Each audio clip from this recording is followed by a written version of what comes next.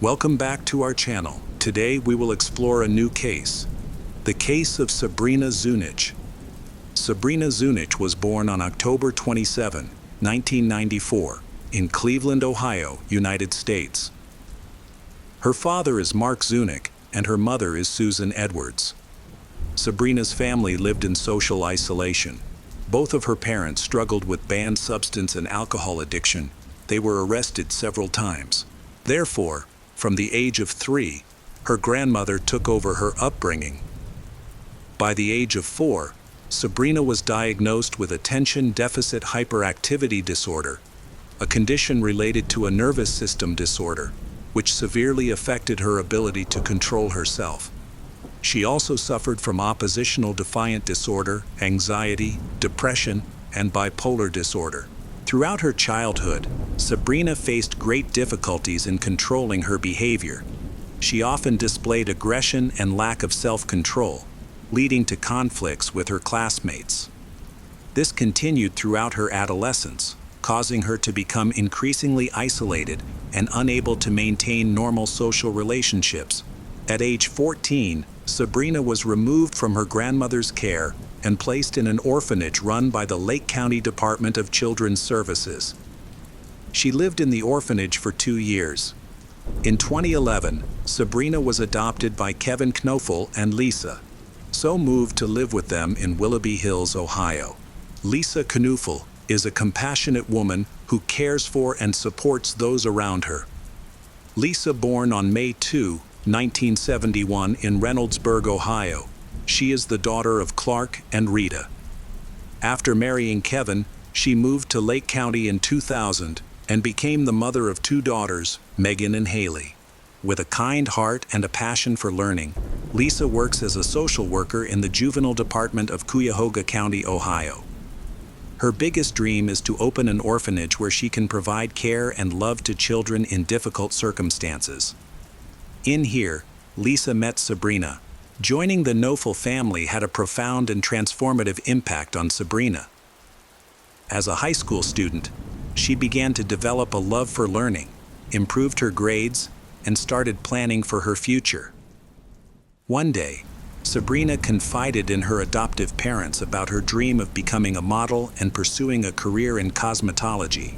Seeing the positive changes in Sabrina, Lisa and Kevin were very happy and supported her. Sabrina also developed a deep bond with Lisa and the rest of the Knoefel family. Many people around them commented that Lisa and Sabrina seemed like real sisters. Sabrina often expressed her admiration for Lisa, considered her a role model, and affectionately referred to her as older sister. However, the peace in the family didn't last long. Problems emerged 6 months after Sabrina joined the household. Out of nowhere, Sabrina began accusing Lisa of not loving her and favoring Lisa's biological daughters. As the relationship between Sabrina and Lisa worsened, Sabrina grew closer to Kevin. Friends and family began noticing unsettling behavior between the two. Their conversations and jokes seemed more like those of a couple than a father and daughter. On October 27, 2012, Sabrina turned 18. Legally, she was supposed to leave the foster home and live independently. However, Sabrina requested permission from her adoptive parents to stay and finish high school.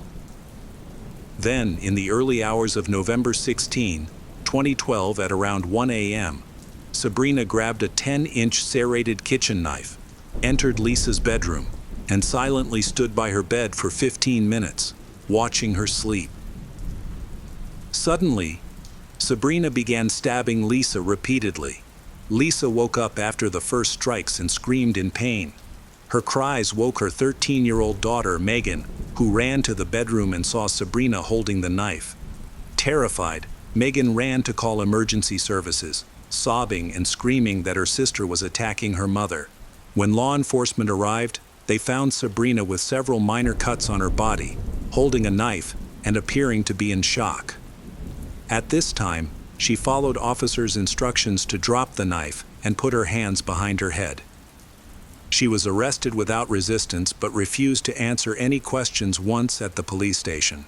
During a search of the house, officers discovered Haley, Lisa's youngest daughter, locked in a closet. That night, Kevin was out of town on a business trip, he working as a truck driver. He learned about the incident when the police called him. Shortly after, Kevin called 911 to check on the condition of his daughters.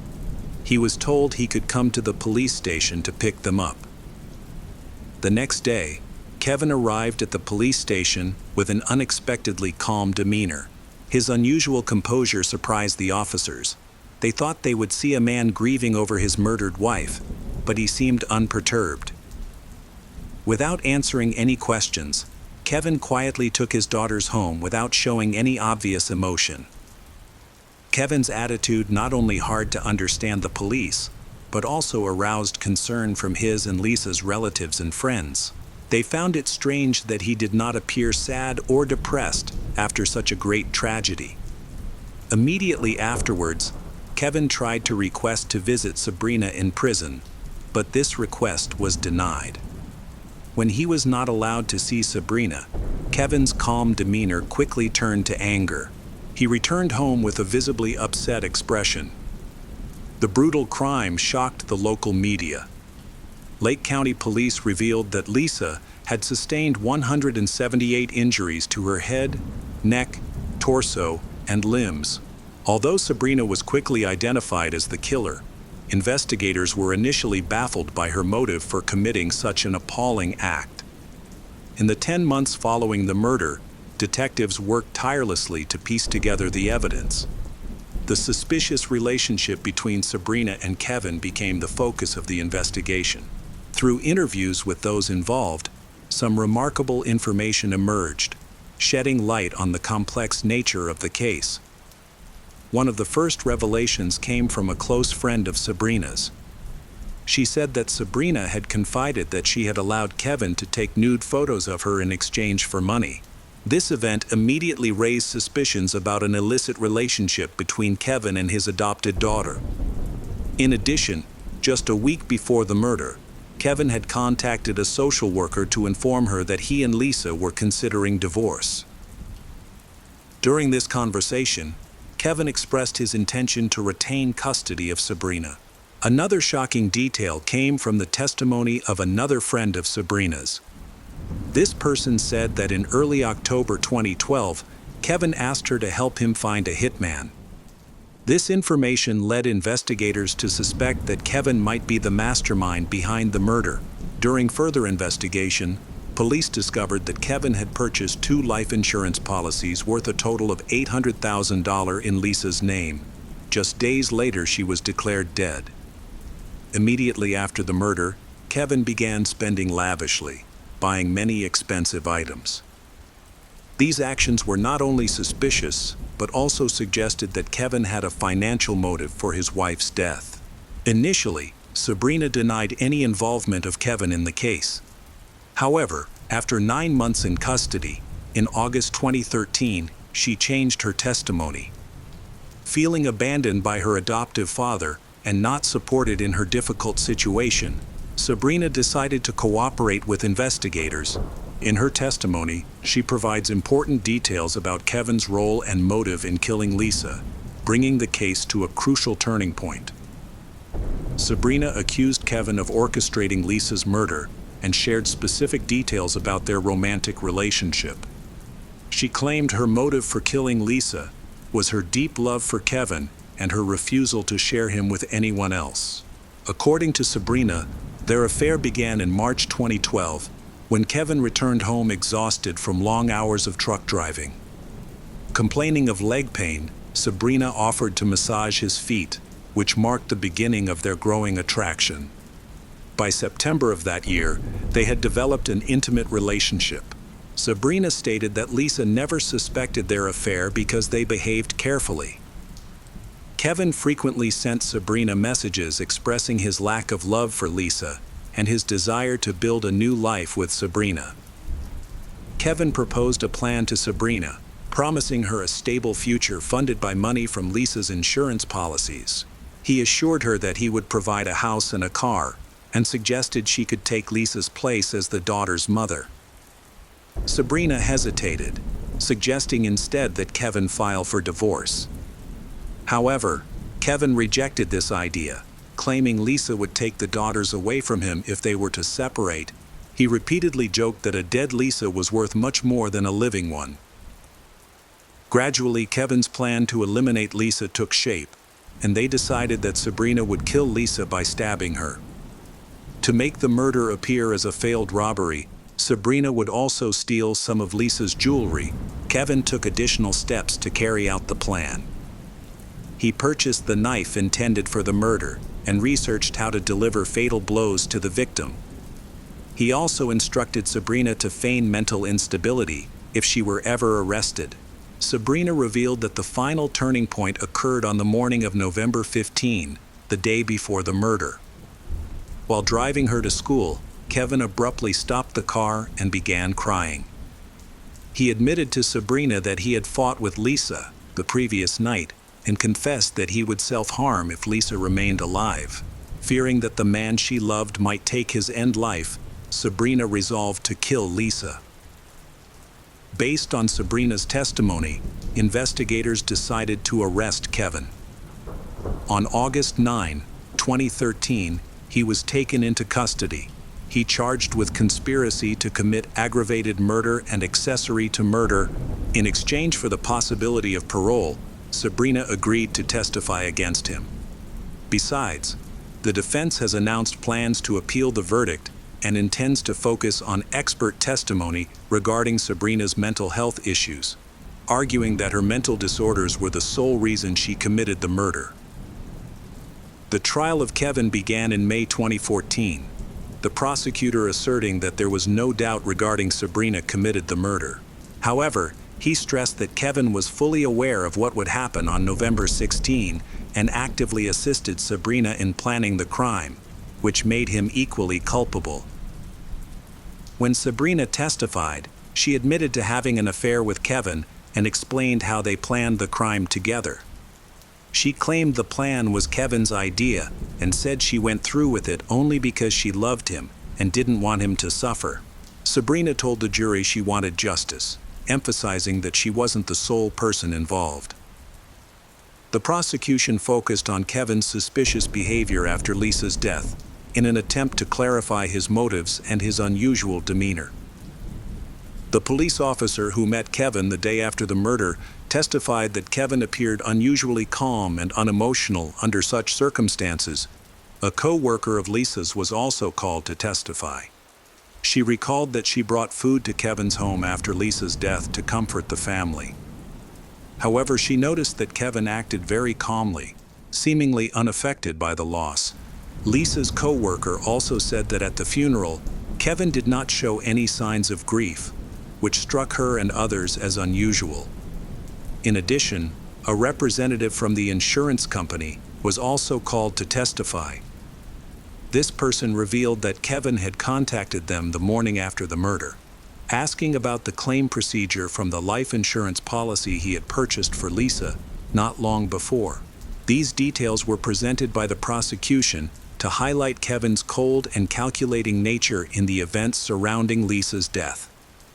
The trial also included testimony from the Lake County medical examiner, who described the horrific injuries Lisa sustained. He detailed 2 fatal wounds, one to her jaw, which severed her carotid artery, and another to her chest. The examiner added that the large number of wounds indicated Lisa resisted fiercely and fought for her life for several minutes before succumbing to her injuries. These gruesome descriptions underscored the brutality of the crime. Although investigators could not provide copies of the text messages exchanged between Sabrina and Kevin, they presented data on the number of messages and calls exchanged. According to the cellular operator, the two exchanged 1,491 text messages and made 78 calls between November 1 and November 16, 2012. Kevin's lawyer argued that Sabrina should be considered solely responsible for Lisa's murder. He pointed out that investigators had no physical evidence proving Sabrina and Kevin were lovers. Furthermore, there were no specific text messages that directly implicated Kevin in planning Lisa's death. The defense argued that the prosecution's case rested entirely on Sabrina's testimony, which secured her a reduced sentence in return. The lawyer asserted that Kevin should be released, claiming the charges against him were baseless. He argued that Sabrina killed her adoptive mother not because of Kevin's influence, but because Lisa, 2 weeks earlier, had demanded Sabrina move out of their house by January 1, 2013. Meanwhile, Kevin refused to testify in court. Next, after a 9.5-hour hearing on June 11, the jury found Kevin Knofel guilty on all 11 charges. On August 6, 2014, Judge Joseph Gibson sentenced Kevin to life in prison, with the possibility of parole after 30 years. This means Kevin will be eligible for parole in 2044, at the age of 73.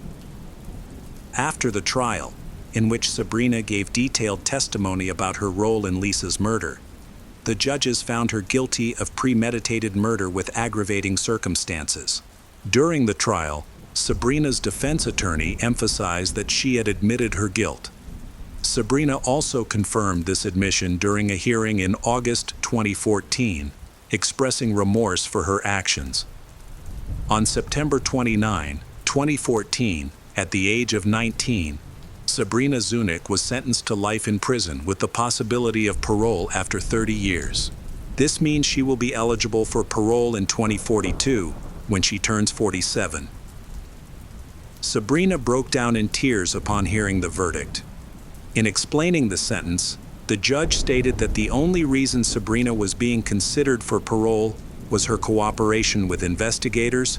However, the judge also noted that, although Kevin manipulated and used Sabrina to carry out his plot, her brutal actions went far beyond original plan.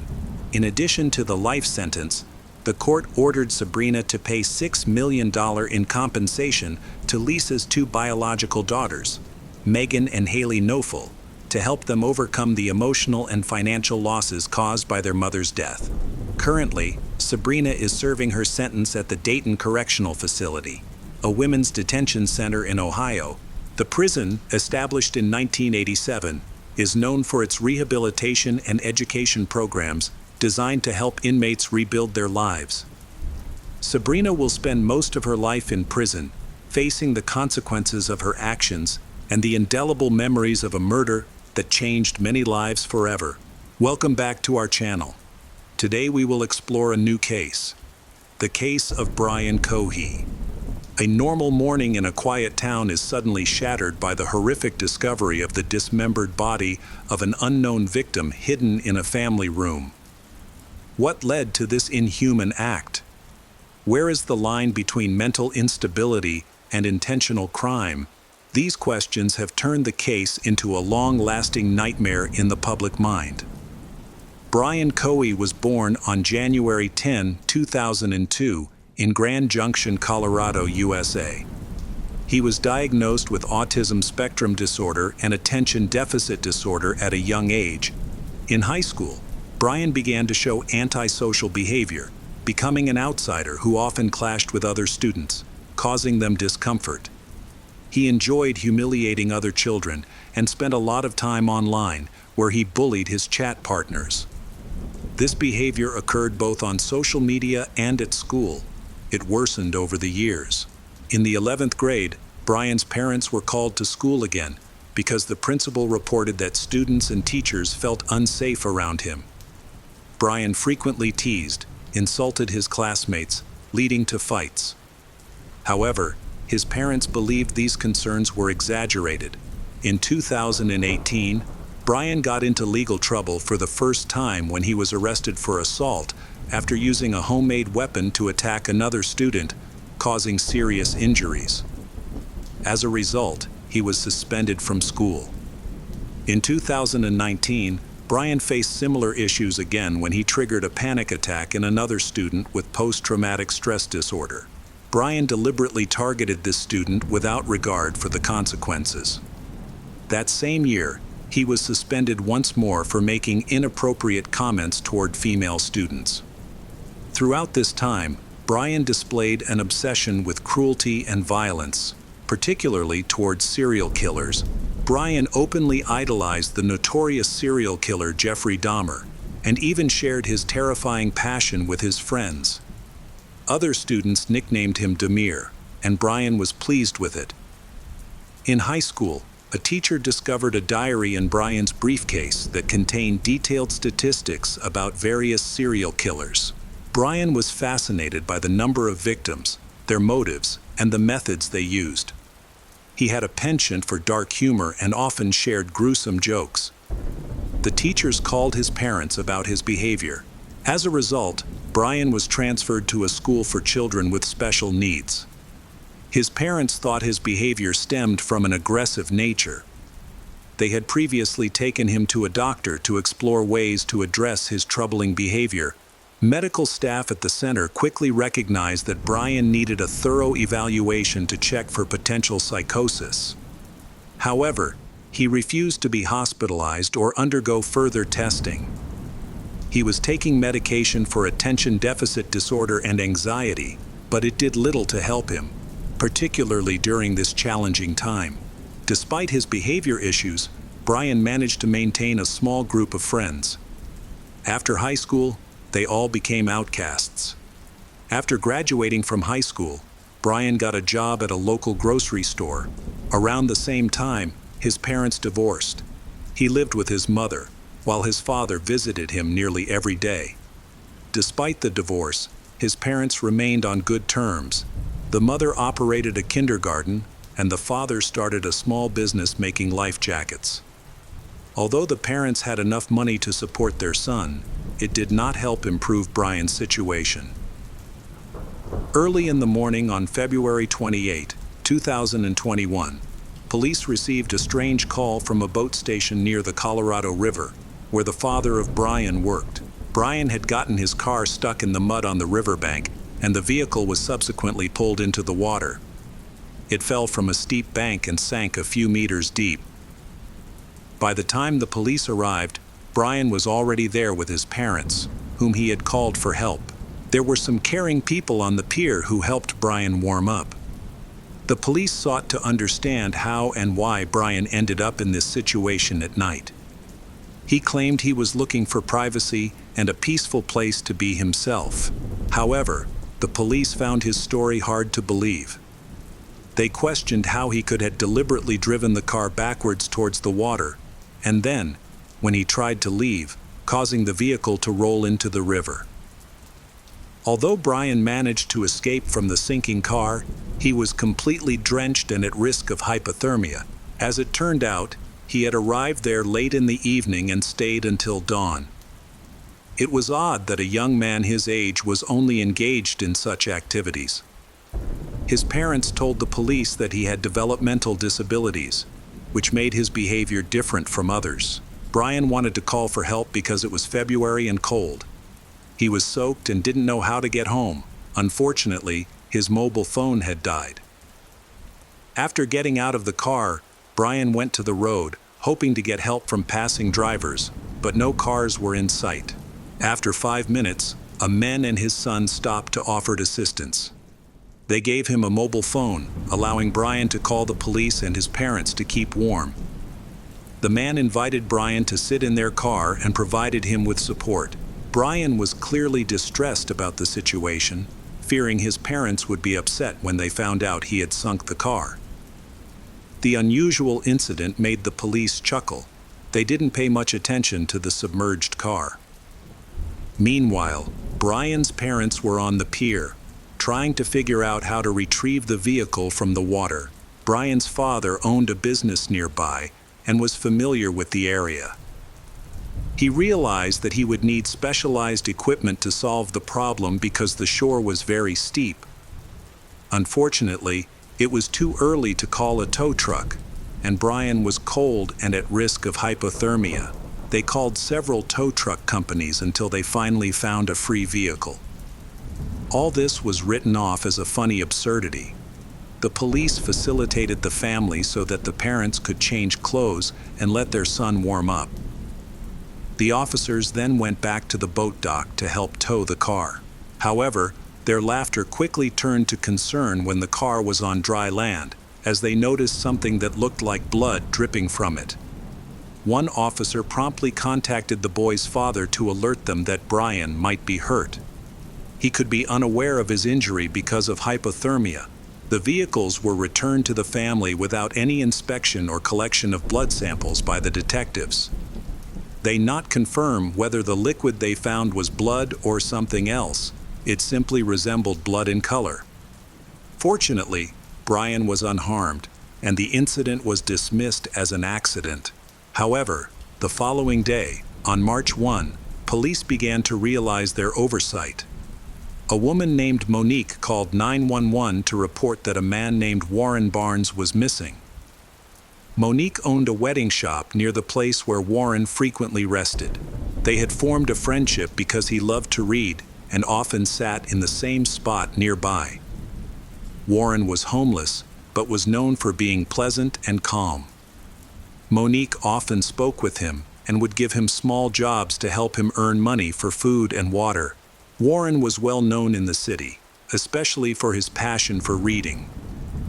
People regarded him as friendly, intelligent, and well-read. Although Warren never shared the details of why he was homeless, those around him understood that he had faced significant challenges in life. On March 1, Monique stated that she last saw Warren on February 27 around 5:00 a.m. He would often come to the store before it opened, chat with her, drink coffee, and receive his tasks for the day. They had planned to meet the next day, but he never arrived. Concerned, Monique reported the situation to the police on February 28 after discovering that Warren's wallet had been found at the boat station, which had her phone number written in it. The police reached out to her to return the wallet, which raised her concerns. Warren had always been responsible and took his job seriously. During their 2 years of working together, he had never been late or missed a day, except for 2 occasions when he had informed her in advance about his absence. She found it odd that the wallet was discovered at the boat station, especially since Warren did not own a car and had no reason to be there. The location was quite far from where he lived, taking about an hour and a half to reach. This made her think that something might have happened to her friend and assistant. She provided detectives with a single photograph of Warren, taken several years before he disappeared. Coincidentally, the wallet was found by Brian's father, whose business was located near the boat station. It was discovered in Brian's car, immediately after the vehicles were towed.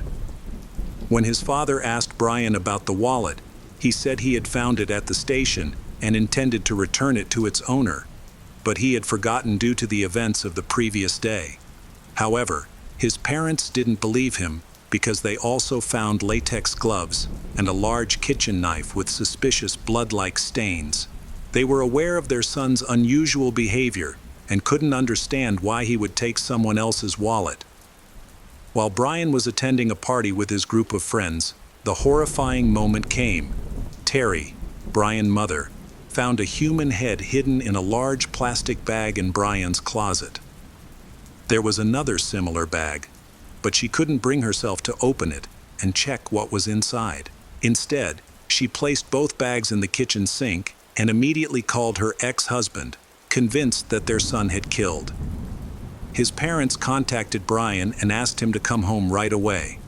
They remained calm and didn't mention what they had found in his room. The father told Brian that he needed to retrieve the keys to the drowned car, and Brian, not suspecting anything, left the party.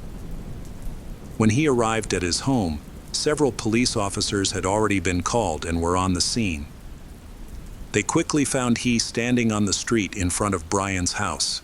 The officers asked him why his parents were worried enough to call the police. Brian calmly explained that they had likely discovered a severed human head and hands in his closet, and he then confessed to the murder. Brian did not resist arrest and was cooperative. He willingly got into the police car and went to the station for questioning without being handcuffed. He appeared cheerful and seemed oddly pleased with the situation.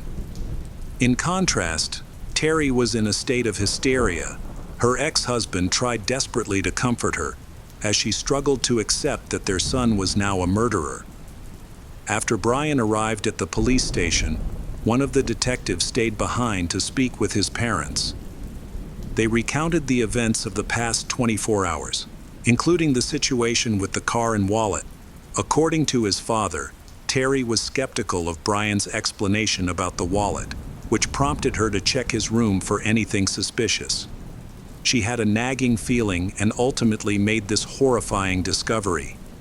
He claimed he discovered a wallet in a car, which contained Warren's ID and Monique's phone number. He quickly reached out to Monique, who was connected to the missing man, hoping to return the wallet. During this conversation, he learned that Warren hadn't shown up for work and that there was a search underway for him, while Brian dismissed any alarming thoughts. His parents spoke with him, but he offered various excuses. Brian remained unusually calm, prompting the police to ask him basic questions to assess his mental and physical state. His demeanor was striking. He appeared unconcerned about his actions. He provided a detailed account of events, sometimes speaking with a sense of pride and making inappropriate jokes. According to him, on the evening of February 27, he was driving and noted that he was in a very troubled state of mind, hearing voices that urged him to find a victim. Around 11 p.m., he stopped under a bridge near the sheriff's office, where he decided to rest. He thought it was a suitable place and proceeded to put on 3 layers of gloves, wear the mask, and took a knife. Brian went outside, removed the tarpaulin, and without warning, began to strike Warren in the head and neck. Warren tried to defend himself and repeatedly asked, "Why are you doing this?" Despite his pleas, Brian continued to hit him. Brian estimated that he inflicted 30 to 40 stab wounds before stopping. Throughout the attack, Brian repeatedly said "dirty," "smelly," expressing his disgust for the victim. By the end of the assault, Warren showed no signs of life. Brian noted that he was sweating but was surprised at how easy it was to kill someone. When he finished, the victim's head was practically separated from the body. Next, he decided to explore the insides, so he opened the abdominal cavity. Brian then cut off the victim's hands and finally victim's head. He made a long cut from ear to ear, leaving a horrifying mark on the victim's mouth. Brian had difficulty recalling all the atrocities and details of the crime scene, much of which was later deleted from his phone. However, experts managed to recover these images, revealing horrifying details of the senseless murder. Brian placed the head into a separate bag. He then loaded everything into the trunk of his car and drove home. Once there, he stored the remains in the closet, cleaned the knife, and washed his clothes. According to his confession, during the act, he made animal sounds and growled. Many people from his life later confirmed they had noticed similar behavior in him before. Brian stated that he felt no remorse or pity, which was clearly a demonstration of his indifference. In fact, he took pride in emulating his idols. Throughout most of the interrogation, Brian smiled. The investigators were horrified by the details of the crime and the enthusiasm with which Brian recounted them. It was as if he wanted to remember every aspect of the murder, aiming for as a maniac. He even drew a rough map of the bridge and the crime scene from above. Eventually, the investigators realized he was reliving the murder in his mind, which seemed to give him immense satisfaction. During the attack, he accidentally tore one of his gloves, but he only noticed it later. Wanting to avoid capture, he returned to the crime scene and took Warren's body. He then headed to the coast and the boat dock, but after throwing the body into the water, his car got stuck in the wet ground and slid into the river. As a result, he had to seek help. After the crime became public, police conducted a thorough examination of Brian's car and discovered many more bloodstains than they had initially found. However, this evidence was no longer so important since the investigators had in their hands the parts of Warren's body, as well as a confession which was recorded and documented throughout. During his interrogation, Brian not only smiled, but also made cruel jokes about his victim. His parents had often heard his dark humor, but never suspected he was capable of such violence. Terry was aware of her son's fascination with serial killers, but she didn't fully take his obsession seriously. Wanting to guide his intense interest in a positive direction, she gave him a book about forensic science and murder investigations.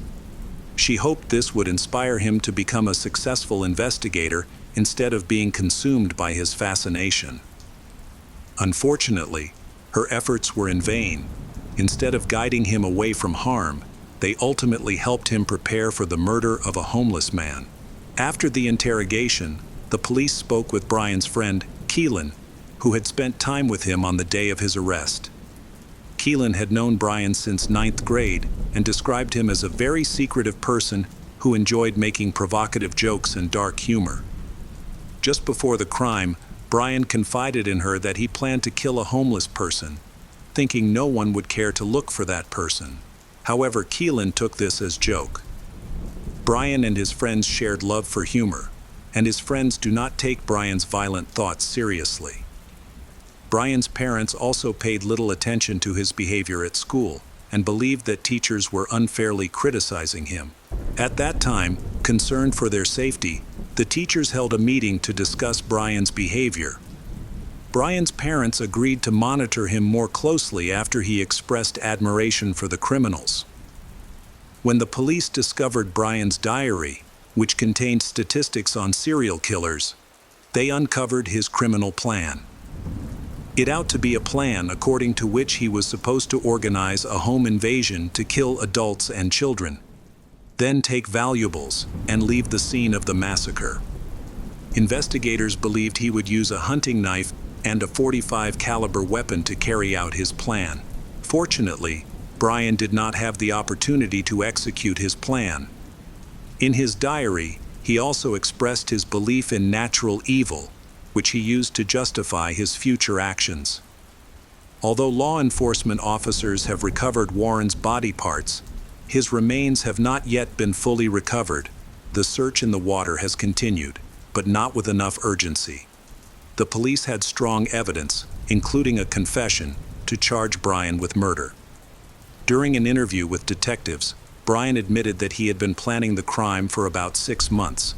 He had thoroughly researched forensic science, knew that the deaths and disappearances of homeless individuals received little attention from investigators. He even considered leaving a body at the crime scene but changed his mind, because influenced by a book his mother had given him. Brian's calculation that homeless people were treated less attentively out to be correct, but chance intervened in the matter, which exposed him. If it hadn't been for a car trouble incident, he might have successfully committed murder. Investigators reviewed his internet activity and found that, in the year before the crime, his online activity increased significantly. He was also dealing with mental health issues and frequently read about paranoid and schizoid personality disorders. On February 28, the day after the murder, he searched for information on how to delete data from an Android phone and how to dispose of organic waste.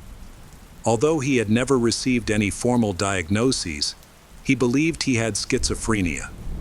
He reported experiencing delusions and felt that he was being watched by everyone, even birds. Due to these claims, the police were cautious when interacting with him, concerned that he might attempt to evade responsibility by arguing that he was insane.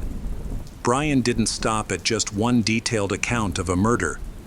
He admitted that on Halloween 2018, he killed a cat. He caught a cat, put it in a bag, and then abused, beat, and trampled it for an extended period before killing it. Afterward, he hid Cat's head in his house. When the remains began to decompose and smell, he simply discarded them.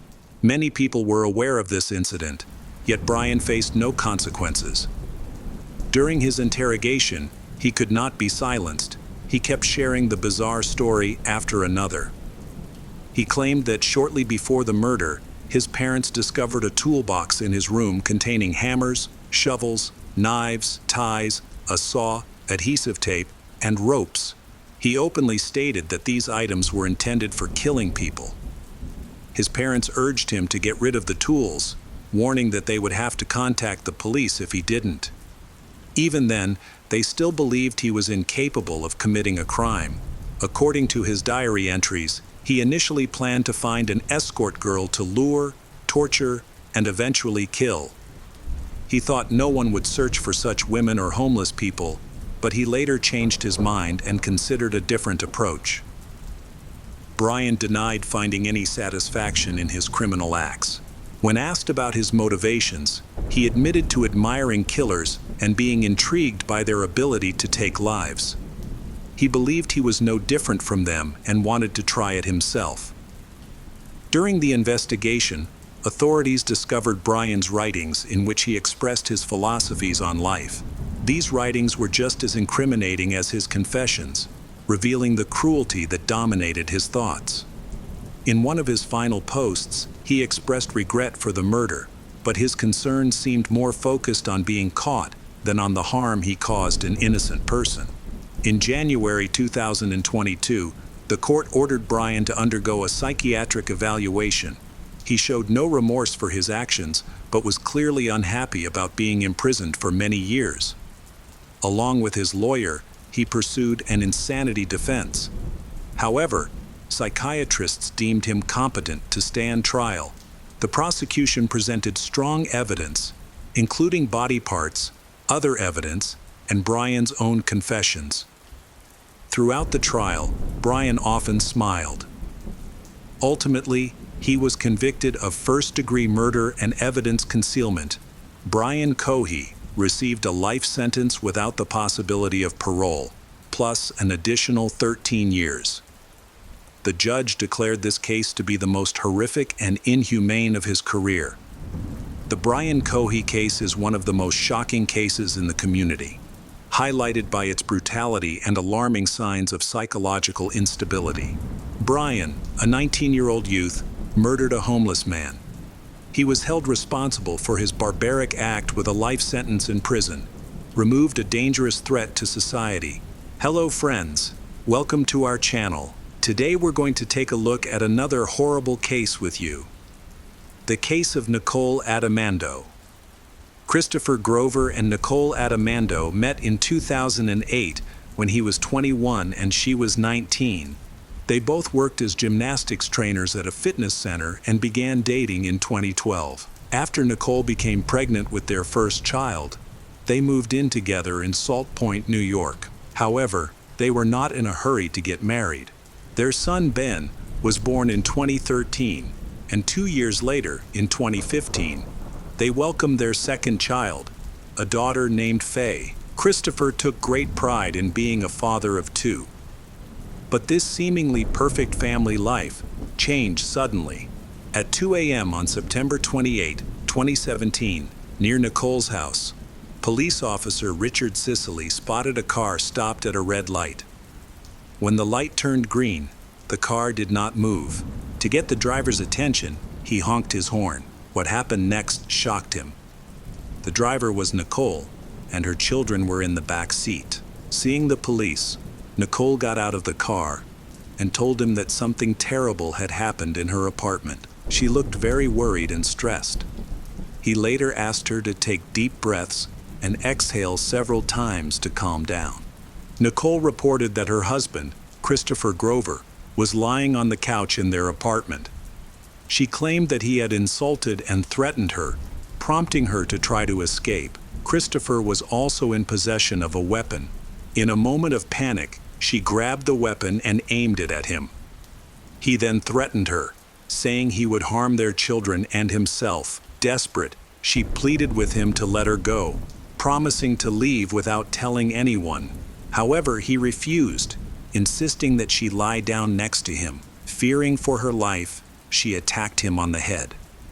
He fell back onto the couch and died. She then gathered the children, put them in the car, and drove away until she encountered a police officer at a traffic light. After speaking with the officer, Nicole called her friend Elizabeth and asked her to come over. When Elizabeth arrived, she was blocked from approaching Nicole. In a nearby parking lot, she saw ambulances and police cars rushing to the scene of the incident at Christopher and Nicole's apartment. The police entered the apartment and discovered Christopher lying on the couch with a bullet in his head. A weapon lay on the floor nearby and the rug shifted slightly. The shower was running, and in the bathroom, a broken laptop lay submerged in water. The police took Nicole to the station for questioning. Meanwhile, Christopher's mother, Gail Grover, was informed of the devastating news. She expressed disbelief, saying she had never suspected her son was facing any problems. Christopher was a kind and cheerful person who loved sports, held a black belt in Taekwondo, and worked as a gymnastics coach. One of his students, Bad Wellen, shared that Christopher was always upbeat and full of energy, constantly encouraging his students and never allowing them to feel discouraged. Nicole's friend Elizabeth provided a very different perspective. Elizabeth taught music at the school where Nicole's son, Ben, attended. One day, Elizabeth noticed that Nicole had a black eye. At that time, she was dressed in jeans, a long-sleeved blouse, and a scarf. Throughout the previous summer, she consistently covered herself in thick clothing. Other acquaintances had also observed bruises on her body, but chose not to ask her about them. Nicole often claimed that her injuries occurred during games, attributing them to an accidental hit by a woman from her gym. Concerns about Christopher's behavior were growing. Some people noticed he was becoming increasingly angry with his gymnasts, and there were rumors that he was abusing his wife, Nicole. During police questioning, Nicole claimed that she attacked Christopher in self-defense. She was subsequently arrested and charged with a second-degree crime, which could result in a 20-year prison sentence. A few weeks after the tragedy, Christopher's friends, family, and former students came together to release balloons in his memory. A friend of Nicole's, Elizabeth, had started organizing rallies and fundraisers to support her. Elizabeth shared that in April 2016, Nicole finally confided that Christopher was verbally abusive and that they frequently argued. Nicole explained that they had no issues at the start of their relationship, but after the birth of their son, their conflicts intensified. He began pressuring her to engage in intimate relations more often. On one occasion, Christopher violently pushed Nicole against a doorframe and assaulted her. 2 years later, when she was pregnant again, a similar incident occurred. After that, she sought help at a hospital. The doctor examined her and sent her home. A few days later, while Nicole was preparing breakfast for her son, Christopher entered the kitchen and demanded that she do something for him. Nicole sarcastically replied that she would do it, sir. He got angry and knocked her to the floor. Then he heated a spoon on the gas stove and burned her with it. Nicole sought medical assistance again, and the examination report confirmed that Christopher had burned her in several places with the heated spoon. Nicole said there were times when Christopher tied her up, abused her, and left her lying on the floor for hours. He eventually untied her, leaving her with red marks on her arms and neck. When Nicole confided in her friend Elizabeth about her situation, Elizabeth encouraged her to file charges against Christopher. However, whenever she thought about reporting him to the police, she hesitated, afraid that no one would believe her. Some were worried that taking action might worsen her circumstances.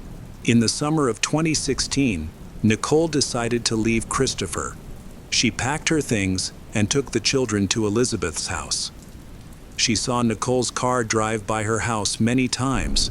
Finally, she called Nicole, encouraging her to come in. Nicole agreed, but ultimately did not have the courage to do so and returned home. In the months before Christopher's death, Nicole visited a doctor 3 times who noted several injuries on her body.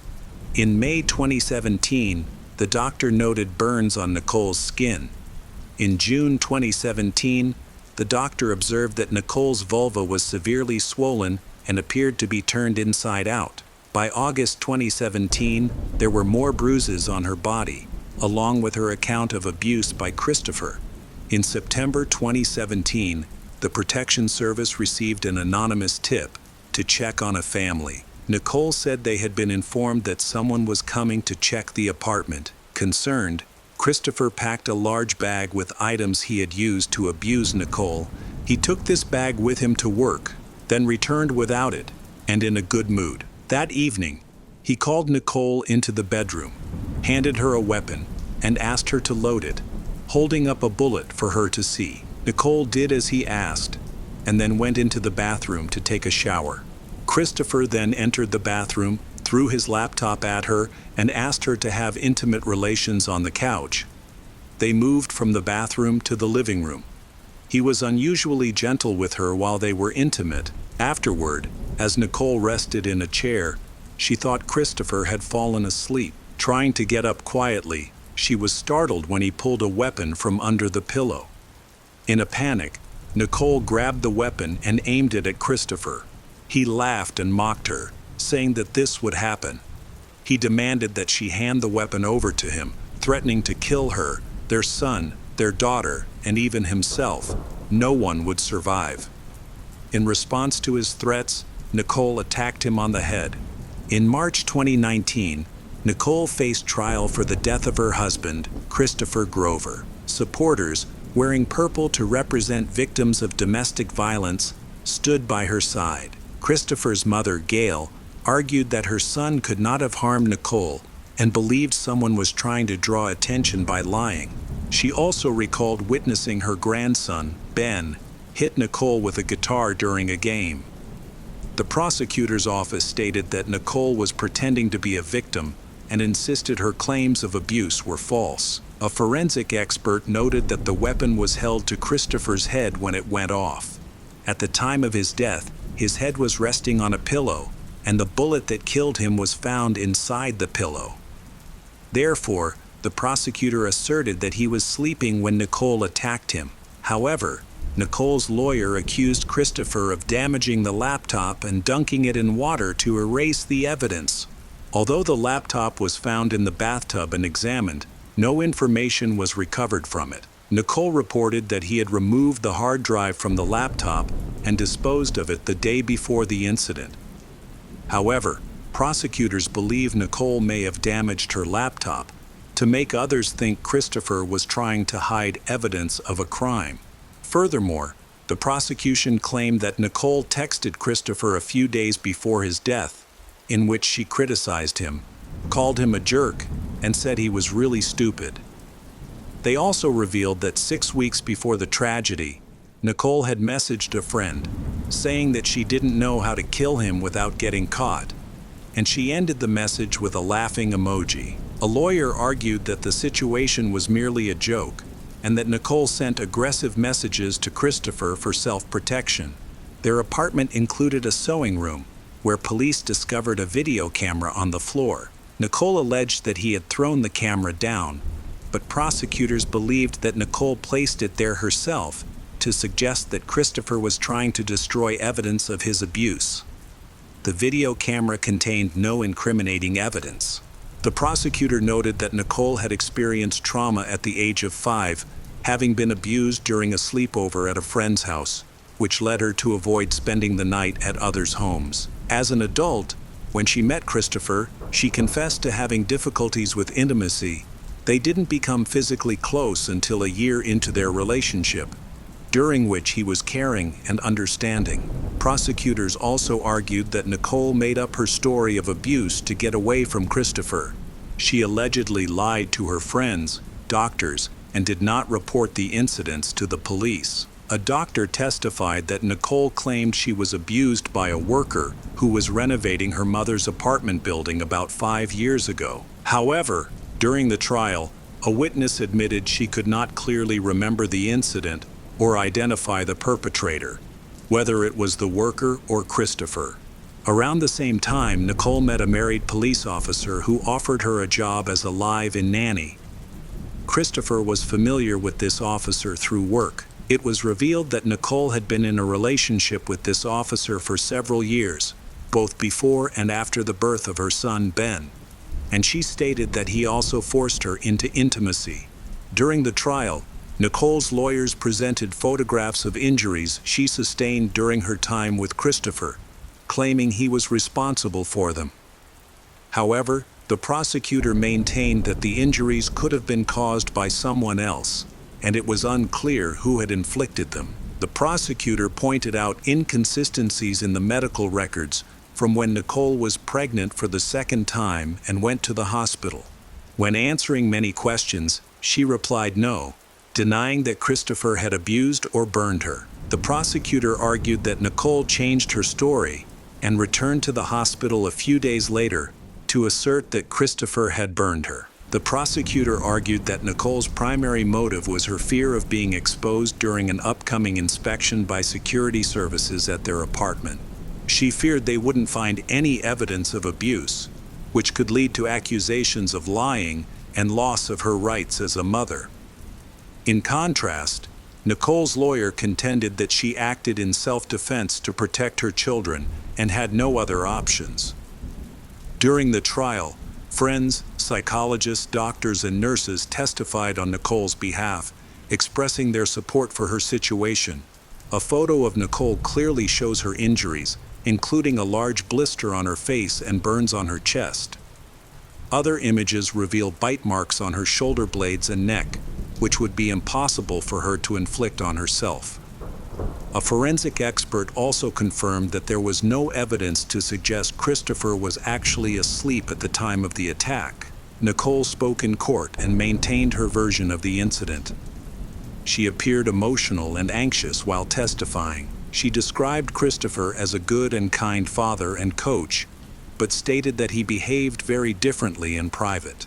She claimed that after the birth of their daughter, he developed an addiction to adult films, watching them frequently and encouraging her to act out scenarios from those videos. She alleged that he recorded and posted other videos online without her consent, in which he insulted her and behaved abusively. However, these videos were not presented at trial. Elizabeth, a friend and music teacher, testified in defense of Nicole. She recalled an incident in 2016 when Nicole confided in her about having a miscarriage. Nicole's clothes were covered in blood, and she didn't want to go to the hospital because she was afraid of Christopher. Elizabeth mentioned a card that Nicole had made for Christopher when she first became pregnant, listing 25 reasons why he would be a wonderful father. The prosecutor argued that if Christopher was truly abusive, Nicole would not have given him such a heartfelt gift. However, Nicole argued that she had created the card before their relationship fell apart. After 14 days of testimony, the jury had to decide whether Nicole was a victim of abuse or a real criminal. After 3 days of deliberation, the jury dismissed Nicole's self-defense claim and found her guilty of second-degree murder. After the verdict, Christopher's mother felt relieved that her son's reputation, which had been unfairly tarnished, had now been restored. In February 2020, Nicole Adamando was sentenced to 19 years in prison. However, the case was not finished. Under the revised New York State Domestic Violence Justice Act, Nicole was entitled to another court appearance to present her claim of domestic violence for the possibility of a reduced sentence. Later, an appeals court decided that Nicole could be considered for a lighter sentence, reducing it to 7.5 years. While incarcerated, Nicole drew a picture of herself with Ben, holding on to hope that she would soon be released and reunited with her son and daughter. Supporters of Nicole continue to raise funds to help with her legal expenses. Hello again, true crime fans. We've got another mysterious case to explore. The case of Susan McFarland. Susan McFarland was born on December 31, 1958. She is the youngest of 4 children and spent most of her childhood in the suburbs of St. Louis, Missouri, in the United States. During her high school years, she was very active, serving on the student council and participating in the French club. She also engaged in sports and prepared to go to college. After graduating from high school in 1977, she enrolled in college. Upon completing her studies, she earned a degree in accounting and began her career, working in various industries before becoming an accountant at a telephone company. Susan is a very active and entertaining person who maintains a lively lifestyle. She enjoys being around others, engaging in conversation, and having fun, which leads her to attend social dinners and many work-related events. People who know Susan praise her vibrant personality. In 1988, at one of these social gatherings, she met Richard McFarland, a stockbroker. Interestingly, Richard had attended the same school as Susan, but graduated 2 years earlier. Despite being at the same school, they had never met or known each other. Richard was active and loved sports. He played water polo, worked as a sound engineer and lighting technician for stage productions, and contributed to the school newspaper. In contrast to his girlfriend Susan, he was calmer and more reserved, which surprised many of her friends, as they thought the two seemed quite different. Despite these differences, their relationship continued to thrive. They married in 1989, and Susan had 3 sons. During this time, Susan took on the responsibility of raising the children while Richard faced many challenges. He struggled to maintain a steady job and was easily distracted by various get-rich-quick schemes. As network marketing companies became popular, Richard decided to join one. He sold high-priced household items, promoting their benefits to convince customers to purchase expensive products. Meanwhile, as Susan's children grew up, she landed a high-paying job. In 1998, her company moved its headquarters to San Antonio, Texas, which required the family to relocate. During this time, Susan's income surpassed Richard's, helping the family maintain financial stability. By 2000, Richard had tried many different careers, including brokerage sales and telemarketing, but none were successful. He eventually decided to focus on a new field: online sales. Although their relationship seemed stable, Susan McFarland was actually facing significant challenges. She considered divorce, and the couple even sought help from a family psychologist, as Richard did not want to abandon his wife and children. By the fall of 2002, the relationship had not improved, and Susan was feeling desperate and seriously contemplating divorce. She was hesitant because her husband threatened to take away their children and most of her savings. In late November, Susan spoke to a friend, expressing her frustration with Richard and stating that she could no longer stand him. She was upset by his constant problems at work, his immaturity, and his complete lack of responsibility. She felt that he was a failure who was holding the family back, and that they were only able to maintain a decent life thanks to her hard work and success. Susan felt she could not rely on him for anything. On November 25, 2002, Susan expressed to her friend that Richard was acting strangely. She even mentioned feeling paranoid, believing that someone might be tapping her phone and monitoring her computer. To help her relax, a friend invited Susan to go on vacation, but she declined because she was very busy. The next day, Susan did not show up for work and was absent for 3 days until Thanksgiving. At approximately 3 a.m. on November 29, 2002, a police patrol officer spotted a black Ford Explorer SUV parked in a vacant lot about a block from Susan's house. The car had been abandoned, with the keys still in the ignition. The officer ran the license plate and discovered that it belonged to Susan, but they were unable to contact her. They then contacted Richard to inform him about the car. During the call, Richard acted strangely and expressed that he did not want the police to come to his home. The officers decided to lock the car and take the keys. The officer followed procedure by locking the car and taking the keys to the station. That evening, Richard went to the city police station. Not only did he retrieve the keys, but he also reported to the police that his wife, Susan, was missing. He mentioned that the last time he saw her was on November 25 at approximately 9:30 p.m. Susan had planned to go on vacation with a friend, but according to Richard, she never returned. He also contacted her friends and learned that Susan did not attend a meeting they had arranged. After a brief conversation, the police took Richard to the parking lot where his wife's car was parked. He did not approach the car or look inside. Instead, he walked around the car several times for about 10 minutes. He eventually got into his car and drove with the police to the station, then went home. It was strange that he did not take the car even though he had the keys, which aroused suspicion. One of the officers decided to check the car. When he arrived at the parking lot, he inspected the outside and saw a drop of blood on the dashboard near the passenger seat. The officers also returned to talk to Richard again. During this time, they noticed that he had scratches on his knuckles and an injury to his pinky finger. While talking to the police, Richard appeared calm, but was evasive and did not answer most of their questions. However, he agreed to cooperate and allow them to search his home. The police found a few drops of blood on the bathroom wall and a stain on the bedroom door frame.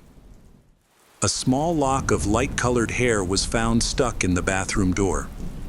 The police also inspected Richard's car and found that the interior floor mats had been replaced, which raised suspicions. A few hours after the search for Susan began, a neighbor of Susan's who lived across the street contacted the police station. She provided valuable information. On November 26, 2002, she saw a white pickup truck parked near the driveway. The truck, later identified as Richard's, was parked there for unclear reasons. She tried to call him but was unsuccessful. The strange events continued when, around noon on November 29, 2002, she discovered an unfamiliar car in her garage. The car was unlocked. She checked the title and found a black wallet containing Richard's papers. There were also cans of gasoline, pesticides, and bags of charcoal, which appeared to have been brought there by Richard. Additionally, the neighbor reported that a pair of pruning shears she had used for gardening was missing. The neighbor called the police to report some incidents. When the police arrived, they discovered Richard's paperwork inside a car. Interestingly, when the police tried to check the license plate, they realized that the car had been stolen, prompting them to contact the owner. The man confirmed that his car had been stolen, but he did not understand why it had been taken. The police decided to examine the car. Inside, they found a map, 2 rolls of tissue paper on the passenger seat, packs of bandages, and a soda can, which appeared to be common items. In a second package, there were brown shoes, a blue shirt, a roll of plastic bags, duct tape, and another tissue. On the back seat, a wicker basket caught the attention of the police because it was similar to the one found on Susan's back porch. There was also a shovel in the back seat. However, the police were most concerned about a drop of blood on the rear bumper below the license plate. The police suspected that Richard might have stolen the car, but his actions were puzzling. Why would he leave his documents in a stolen car, and how did they end up in a neighbor's garage? At that time, there was no evidence of a violent crime. They believed that Susan was still alive and had simply disappeared. However, the police still thought that Richard had something to do with her disappearance. To find Susan, they needed to act quickly. The police contacted Susan's friend, who said she had not heard from Susan since November 25. On that day, Susan had confided in her about her plans for a divorce. She was determined to end her marriage and planned to begin the divorce process soon. Susan's friend reported that on Thanksgiving Day, Richard called her and asked to speak with Susan. However, Susan had not gone on vacation with her. During the call, Richard asked strange and inconsistent questions. News of Susan's disappearance reached her family, prompting them to travel to Texas to assist in the search. On their journey, they met several of Susan's close friends.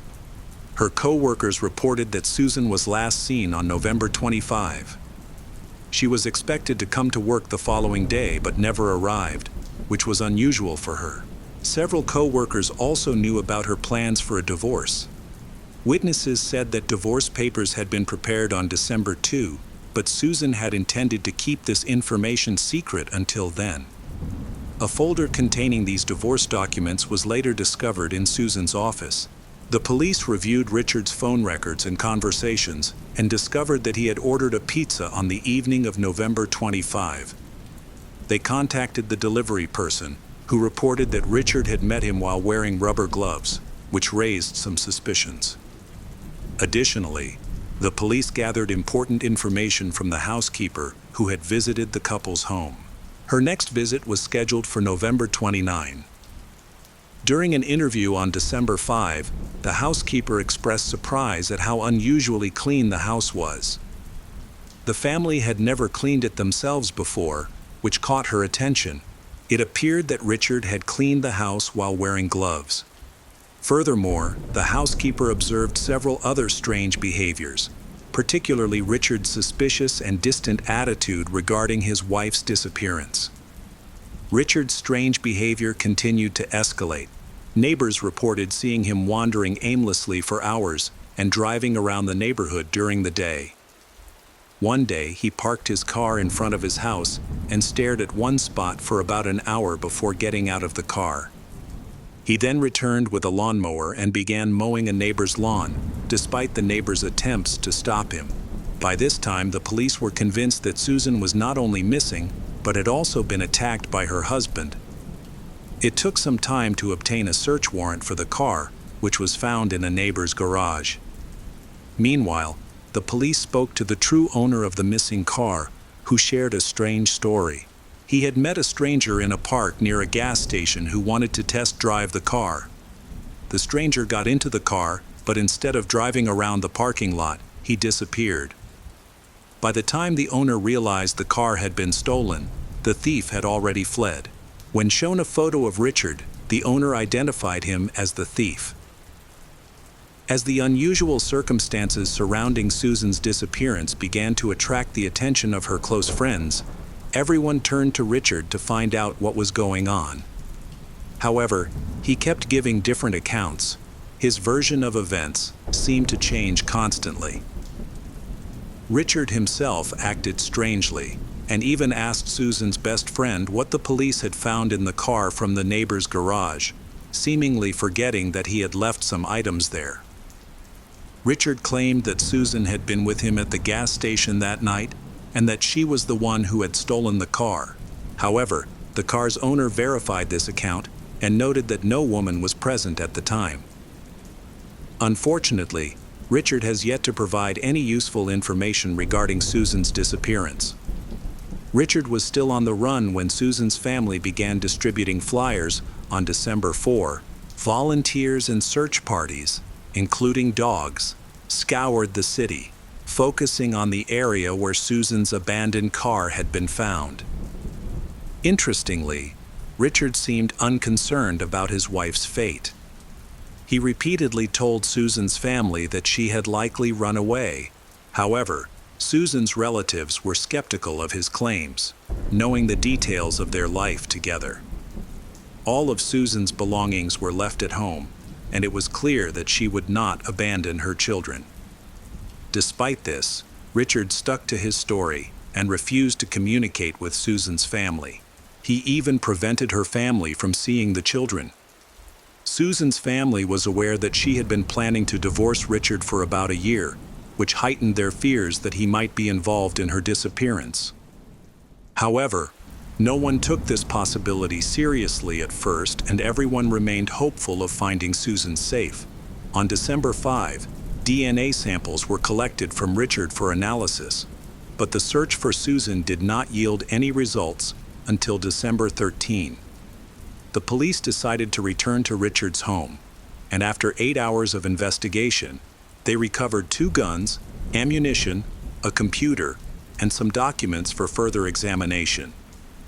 When asked about the divorce proceedings, Richard mentioned that the problems in their relationship had begun a long time ago. He believed they were moving toward separation, but claimed he had no idea that Susan had planned to give him divorce papers on December 2. The police later discovered that Susan intended to evict Richard from the house she had purchased herself. Furthermore, Susan's family revealed that her mother had reported someone hacking her voicemail and email at work just days before Susan went missing. This raised suspicions about Richard. By the time the police investigated further, a substantial amount of incriminating evidence had been collected, but they decided not to disclose it immediately. They hoped this strategy would lead to Richard being caught in a lie. As time passed without a ransom demand from the kidnappers, the possibility of Susan's abduction was eliminated. On December 17, the police released an official report naming Richard as a suspect in Susan's murder. The police chief stated that there was enough circumstantial evidence to suspect Richard of kidnapping and murdering his wife. However, Susan's body had still not been found. Richard, who had hired 2 lawyers by this time, chose not to cooperate with the investigation. Meanwhile, search efforts continued, with police dogs, officers on horseback, and aircraft searching from the air. Several volunteer organizations sent teams to assist, but these searches also yielded no clues. As of December 31, the search continued with no sign of her. She had not been found and had been missing for over a month, suggesting that the chances of her being returned safely were slim. The police were awaiting the results of DNA tests to determine whose blood was found in a stolen car and in Richard's home. It was believed that the blood belonged to Susan. In early January 2003, the police station received an anonymous tip, which led to a large-scale search of the city park. Unfortunately, the tip was false, and as of January 13, there had been no progress. On January 14, a new witness contacted the police, reporting suspicious activity at a farm located 30 kilometers from Susan's home. The witness had seen an unfamiliar car drive down the road and then turn around slowly, as if the driver was unsure of where to go. When the witness approached to offer help, the driver accelerated and drove away. This behavior was very strange, especially since the area was very remote, making encounters with unknown vehicles unusual. The witness later discovered that part of his fence had been thrown into a pile and set on fire. He found several suspicious objects in the pile of destroyed fence.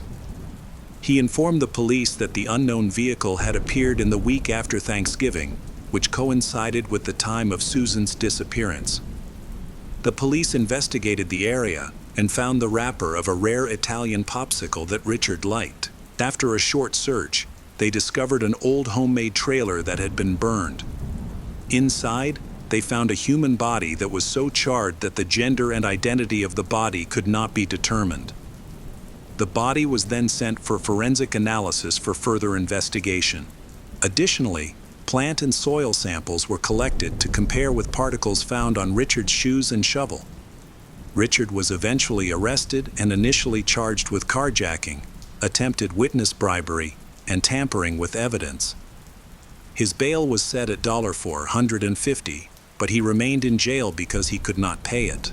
Child Protective Services removed Richard's 3 sons from the home, and Susan's sister subsequently filed for custody. The eldest son, aged 11, was placed with Susan's family, while the 2 younger boys were placed with a foster family. Tests later confirmed the identity of the body as Susan's. The medical examiner's report indicated that she died from blunt force trauma to the head. On January 18, Richard was charged with first-degree murder. However, the prosecutor's office announced that it did not plan to pursue the death penalty. Given the seriousness of the crime, it is likely that he will receive a life sentence. Susan's family confronted Richard, but this only made them more upset. They had hoped to see remorse and regret from him. Instead, they were met with indifference and a blank look on Richard's face. Despite having killed his wife and leaving their young children with another family, Richard remained completely calm and showed no remorse. The hearing began on February 9, 2004. Richard reached a plea deal with the prosecution, admitting to murdering his wife. He was sentenced to 40 years in prison and was paroled after serving 19 years. In his confession, he stated that he killed Susan when he learned she wanted a divorce because he could not bear the thought of her leaving him with nothing. After the crime, he took Susan's remains to a remote area and burned them. Hello friends, welcome to our channel. Today we're going to take a look at another horrible case with you, the case of Su Xingqi. Tam Xing Fai, a 43 years old faculty member, was noticeably absent from work, sparking concern among his colleagues. On July 4th, a coworker named Ma tried to reach him on his mobile phone at 11 a.m., but there was no answer. Ma wasn't immediately worried, assuming Tam Xing Fai was busy taking care of his family's adopted dog, which had a skin disease and was scheduled to visit the vet. However, when Xing Fai failed to show up for a meeting at the university's finance department on July 5th, Ma's concern grew. He tried calling Xing Fai's mobile phone again, but there was still no answer. Unfortunately, Ma didn't have Xing Fai's landline phone number, so he couldn't try contacting him that way. By July 6th, Xing Fai had been absent from work for 2 days with no communication with his colleagues. One of his co-workers finally reported the situation to the finance department, which prompted Xing Fai's superiors to call his landline phone. Unfortunately, no one answered that call either. The police contacted the library where Helen Tong Yanyi, the 33 years old wife of the missing man.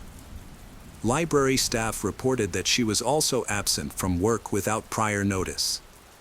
They, originally from Zhongshan in Guangdong Province, China, had been married for 11 years and had 2 daughters, Hiu Man, 10, and Hiu Ing, 7 years old. Despite their difficult living conditions and financial struggles, the family was known to be kind, happy, and cheerful.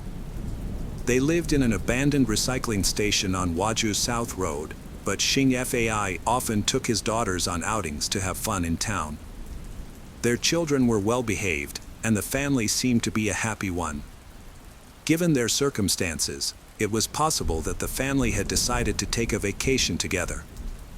However, something unexpected must have happened, preventing them from returning. Xing Fai's colleagues repeatedly tried to contact him by phone, hoping for a response. Eventually, someone answered, but to their surprise, it was a middle-aged man with an unfamiliar voice, not a member of the family. A man claiming to be Xing Fai's cousin called his workplace, stating that the family had taken a summer vacation to Guangdong Province in mainland China. He allegedly received Xing Fai's phone for safekeeping, but couldn't provide a return date for the family. However, the call only heightened suspicion among Xing Fai's co-workers.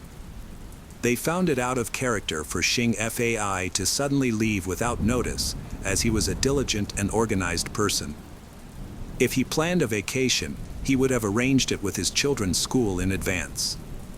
Moreover, the family was responsible for 9 stray dogs, raising concerns about who would care for them. Xing Fai's family situation also raised questions. His father, a sailor, had gone missing, and his mother was living in a nursing home due to illness. Xing Fai regularly visited her every week, making it unlikely that he would abandon her to go on vacation. Eventually, the police were called.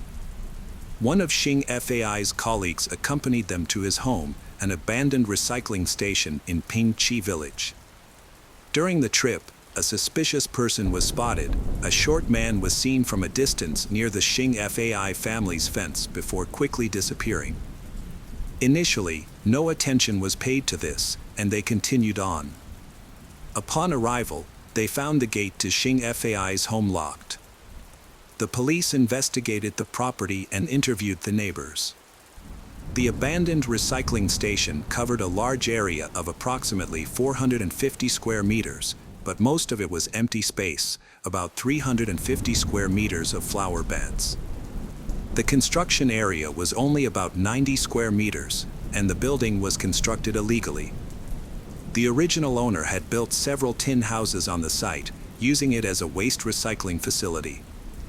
A stone house on the opposite side was used as a pig farm, with very few people living in the area.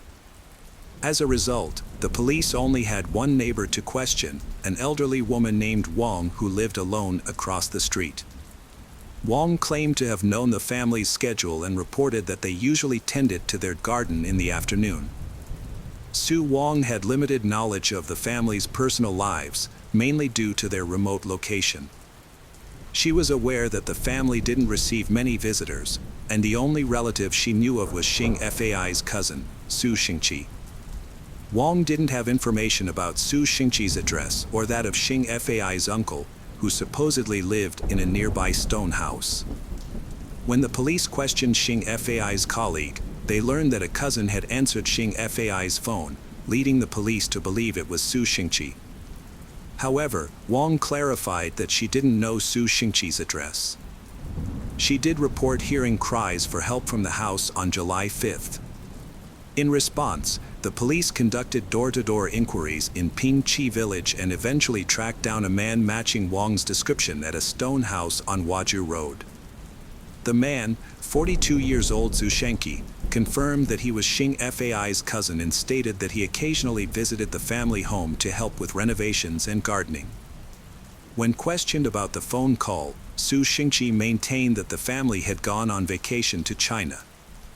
On July 5th, Xing Fai visited his mother at the nursing home and then returned home to inform Su Xingqi that he planned to travel to Danyuan, China for a few days.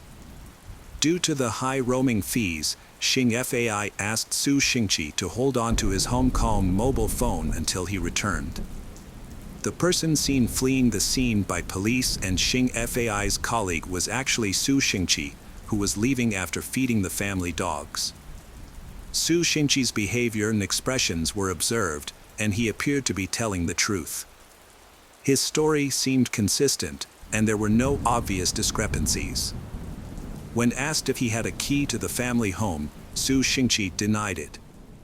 Despite finding Su Xingqi, the police continued their investigation, going door to door in the village.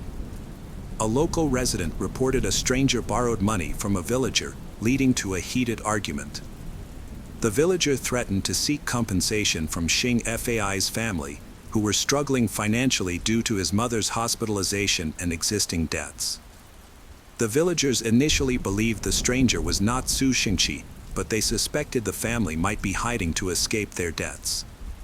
However, when the police inquired about Su Xingqi, the villagers revealed that he had been dishonest.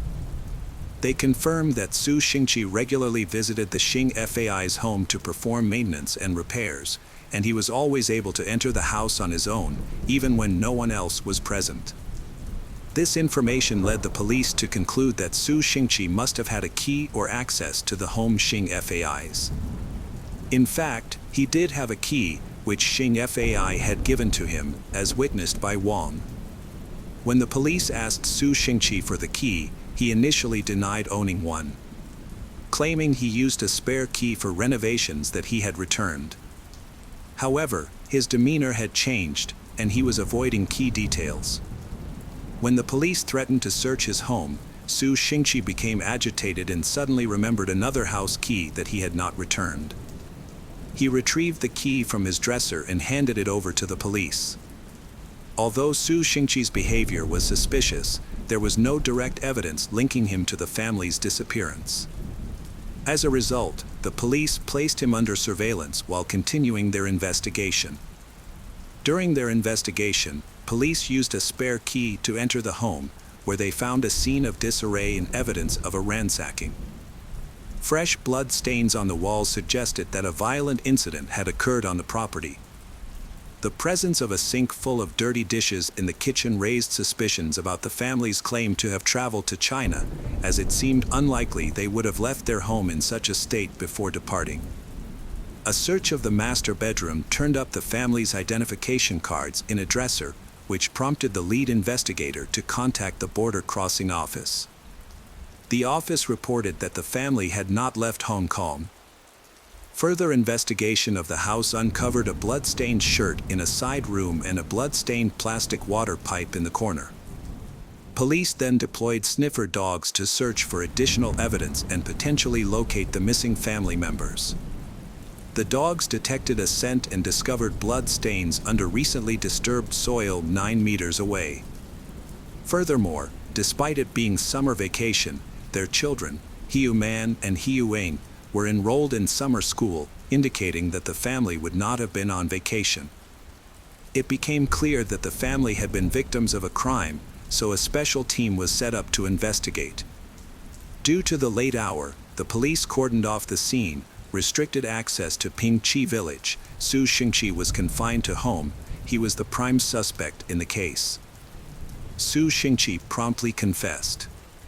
According to Su Xingqi's statement, he was from Huanpu in Guangdong province and typically resided with his sister, wife, and 2 sons, aged 15 and 16, who suffered from memory issues. Su Xingqi previously earned a living selling motorcycles in Junction City. However, following Guangdong's ban on motorcycles in 2006, sales plummeted. Financial struggles led him to reach out to his cousin, Xing Fai, in Hong Kong, seeking employment opportunities. Xing Fai helped Su Xingqi secure a construction job that provided a daily salary of 500 Hong Kong dollars, including accommodation and meals. After working for half a month, Su Xingqi became dissatisfied with his salary, which was reduced to 220 Hong Kong dollars due to company deductions. He impulsively quit his job and returned to China. However, in 2007, a typhoon damaged his home, and he needed money for repairs. Su Xingqi asked Xing Fai to help him find work in Hong Kong again.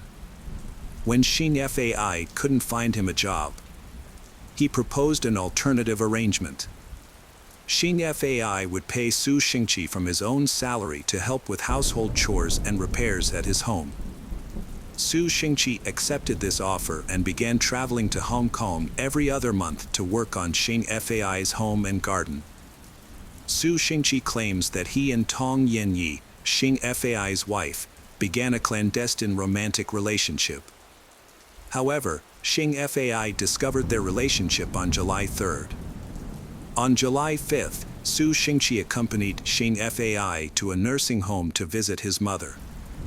Su Xingqi snuck out of the nursing home to return home and continue his affair with Yan Yi. Unexpectedly, Xing Fai returned home early and, in a fit of rage, physically confronted Su Xingqi. In a state of panic, the man grabbed a 25-centimeter-long fruit knife and stabbed Xing Fai until he fell to the ground, dead. Overwhelmed by what had just happened, he wanted to turn himself in to the police. However, Su Xingqi refused to let that happen. Since he couldn't change his mind, Su Xingqi decided to kill Xing Fai. Su Xingqi found some wires in the corner of the room, charged at him, knocked him to the ground, and tied his hands behind his back. Su Xingqi then covered Xing Fai's mouth and nose with tape and put a plastic bag over his head. Before this, their 2 children were in their bedroom watching cartoons. They heard the commotion and their parents warning to run away, but instead, they ran towards their parents and saw their father dead and Su Xingqi in the process of killing their mother. The children ran back to their room, crying, and locked the door. Since the parent was already tied up, Su Xingqi left to pursue the children. Su Xingqi picked up a pair of pliers, opened the door, and used more wires to restrain the children. He tied their hands behind their backs, covered their mouths and noses with tape, and put plastic bags over their heads. The children, Hiu Ing and Hiu Man, also suffocated shortly after. After killing the whole family, Su Xingqi was at a loss of what to do next. He turned to his home to think it over. He thought that hiding them in a ditch or body of water would be too easy to find, and that dismembering them would be too exhausting and time-consuming. So he settled on burying them on their own property. On July 6th, he returned to the home to try and clean up as many blood stains as he could find. He then got to work on digging the hole. He dug a hole deep and wide enough to hold the family of 4 and quickly placed their bodies inside of it. He also disposed of the murder weapons in the pit before filling it back in. The police believed Su Xingqi's story, despite being skeptical about his motive, and took him to the location where he claimed the crime had taken place. He pointed out the spot where the sharp knife, water pipe, iron pliers, and other tools used in the crime were hidden. On July 7th, the police called in the fire department to assist in unearthing the remains. The firefighters arrived with excavation tools and gas masks, as the bodies were buried near a septic tank. However, they quickly encountered a problem when they hit a layer of cement while digging. It turned out that Su Xingqi had failed to mention in his confession that he had filled the pit with cement before covering it up. The firefighters were unable to break through the cement with their tools, and the police had to call in a private engineering company for assistance. The engineers arrived with high-grade tools and began drilling through the concrete slab. However, when they reached a point where they saw human hair, they became uneasy and refused to continue digging, not wanting to encounter a dead body. It took the police 13 hours to persuade them to resume the excavation. After excavating the pit, authorities found it to be 2.5 meters wide and 6 feet deep. The bodies of the 4 family members were discovered at the bottom, all barefoot and wearing only t-shirts and shorts. Xing Fai's body was at the very bottom. His hands and feet were bound with electric wire, and he had multiple stab wounds to his abdomen, back, and neck, with his clothes stained red with blood. The other family members were similarly bound with electric wire. Yanyi's mouth and nose were covered with tape, her hands and feet were bound, and her face was distorted. 2 family members, Hiu Man and Hiu Ing, showed no obvious signs of trauma, leading police to suspect they may have been buried alive. Su Xingqi was formally arrested and interrogated. During the interrogation, he altered his confession. He admitted that he lied about the affair. Shan Hui kicked Su Xingqi out of the house and banned him from returning. Despite this, Su Xingqi came back to apologize and was surprisingly forgiven by Xing Fai. Su Xingqi returned to the house on July 3rd to start working, and it seemed that his relationship with Xing Fai had been repaired. However, on July 4th, Su Xingqi attempted to molest a family member. Su Xingqi fled the house in a rage, not wanting to alert the neighbors. The next day, Su Xingqi tried to force his way into the house again, claiming he wanted to apologize. However, Xing Fai had anticipated this and returned home early. They got into an argument, which escalated into Su Xingqi stabbing Xing Fai. Su Xingqi's later confession matched his initial one, but with the additional detail of filling a makeshift grave with cement. However, after the bodies were taken away for autopsy, it was discovered that Su Xingqi's account of the events was inaccurate. The autopsy revealed that Xing Fai's murder was more brutal than initially described. Xing Fai had sustained 9 stab wounds to the head and neck, nearly 80 stab wounds to the body, and 10 stab wounds to the hands and feet. Contrary to Su Xingqi's claim, Xing Fai was strangled, not suffocated with a plastic bag. Hiu Ying's cause of death was the only accurate part of Su Xingqi's account. Forensic analysis of the home found at the cutlery and dishes did not have the family's DNA on them, but they did have Su Xingqi's DNA. This suggested that Xing Fai was not killed in the kitchen, but rather elsewhere in the house.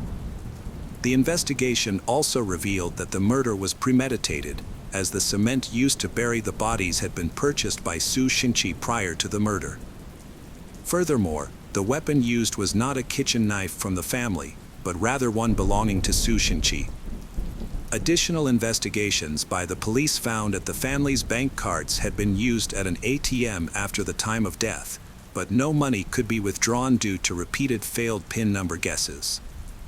The cash and bank cards belonging to the family were also missing. Su Xingqi's motive for the crime was robbery, and it was premeditated. Whenever the police pointed out inconsistencies in his story, he would suddenly come up with a new explanation. According to Su Xingqi, his family's ancestral home in China needed urgent repairs, and his 2 children required $100,000 in cash to cover their school fees. He was not well liked in his local community, so he knew it would be difficult to borrow money from his neighbors. He turned to Xing Fai for help because his business trips to Hong Kong had not generated enough income. Su Xingqi suspected that Su Xingqi was wealthier than he seemed and that he is very stingy. The reason for his low salary during his time working for Xing Fai was that they were exploiting him for low-cost labor. On July 3rd, Su Xingqi traveled to Hong Kong without informing anyone and waited until July 5th, when they had a day off from work. When Xing Fai returned home and found Su Xingqi there, he asked if he needed to cook something, and they men went to the kitchen together. Su Xingqi asked to borrow 1 million Hong Kong dollars, but Xing Fai rejected the request. He explained that he had to use the money for his mother's medical treatment and his daughter's education. However, Su Xingqi didn't believe him and accused Xing Fai of only using him for cost labor. Xing Fai became angry and ordered Su Xingqi to leave. As Xing Fai turned his back, with a concealed knife on, Xingqi attacked him from behind, covering his mouth and stabbing him. Su Xingqi then restrained in Hiu Ying and Hiu Man and began searching the house for cash and bank cards. He demanded to know the password for the bank cards, and Xing Fai intentionally gave him a fake password. Su Xingqi didn't realize this at the time. Su Xingqi claimed that he had killed others by covering their mouths and noses with tape and putting a plastic bag over their head. However, when he went to the nearest ATM to withdraw cash, he discovered that the PIN number he had been given didn't work and realized that Xing Fai had lied to him. Upon returning home, Su Xingqi discovered that everyone had suffocated to death in his absence. He found the food he and the others had been preparing and decided to eat it next to the 4 corpses while contemplating how to dispose of the bodies. After stealing $6,000 in Hong Kong dollars from Xing Fai's body, Su Xingqi buried the corpses and tools in a small pit, then went to sleep at Xing Fai home. The next morning, Su Xingqi realized that the smell from the bodies might lead to their discovery, so he bought cement and returned to the home. He dug up the pit, poured in the cement, and refilled the hole.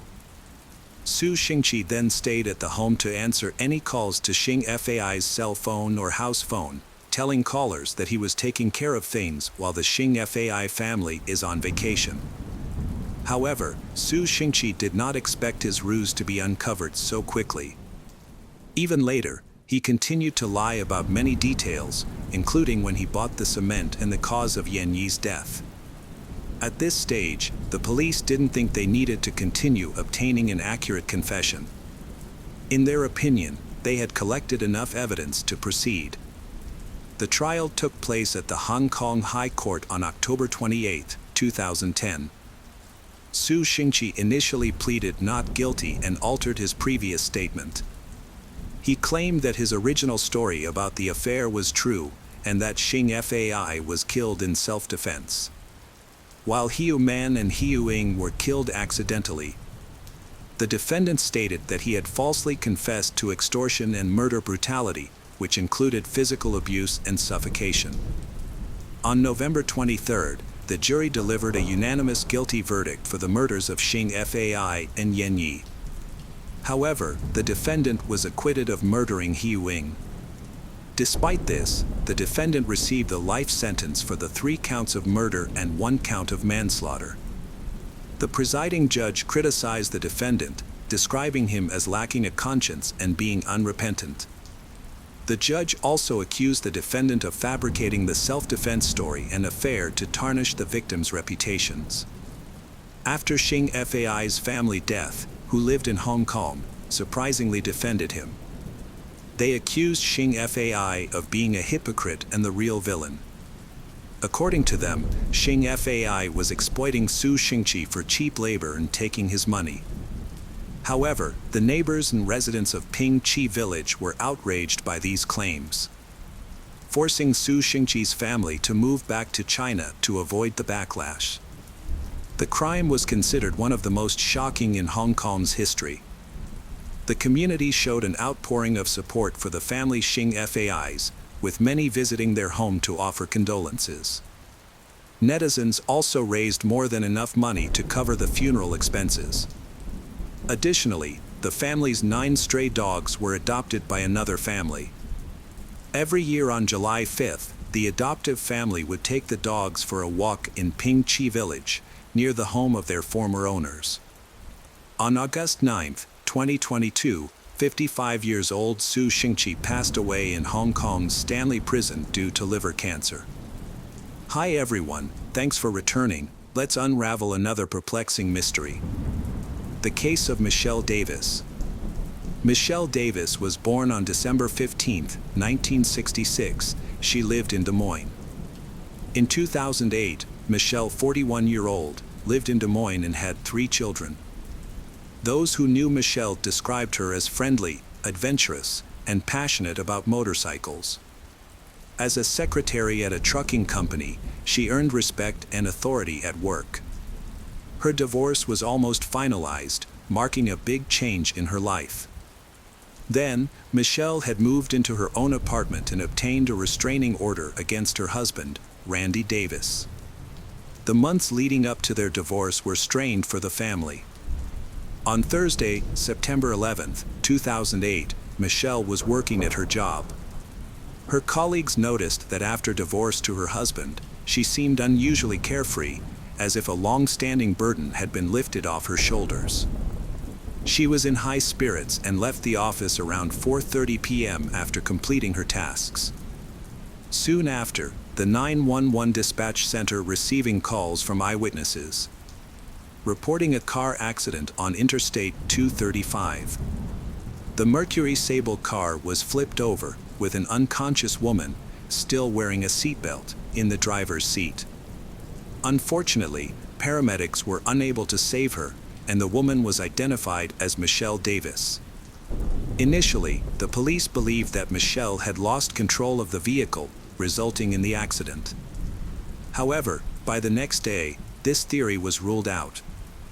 Forensic examination revealed that Michelle's death was caused by a gunshot wound to the head, not by injuries sustained during the rollover accident. The extracted bullet was sent for further examination in the hopes of identifying the perpetrator.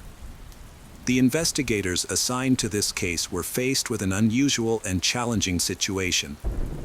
As they awaited the results of the ballistic examination, local authorities took precautions to ensure public safety.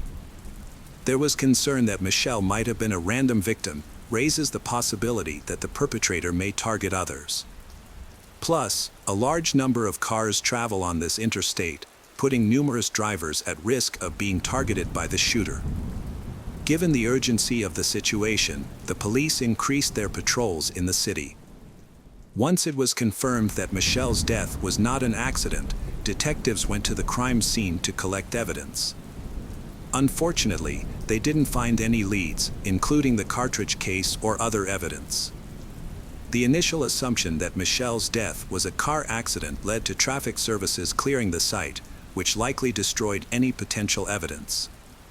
However, detectives didn't give up. They decided to review traffic camera recordings, which have helped solve numerous cases in the past. By analyzing the available footage, the investigators looked for the camera closest to the crime scene. After reviewing the footage for half an hour, found the relevant clip. The video showed Michelle's car overturning, but the quality was poor due to choppy and intermittent images, making it difficult to determine what happened. Despite managing to obtain a few relevant images, but the investigators were unable to find conclusive evidence of the incident leading to the rollover.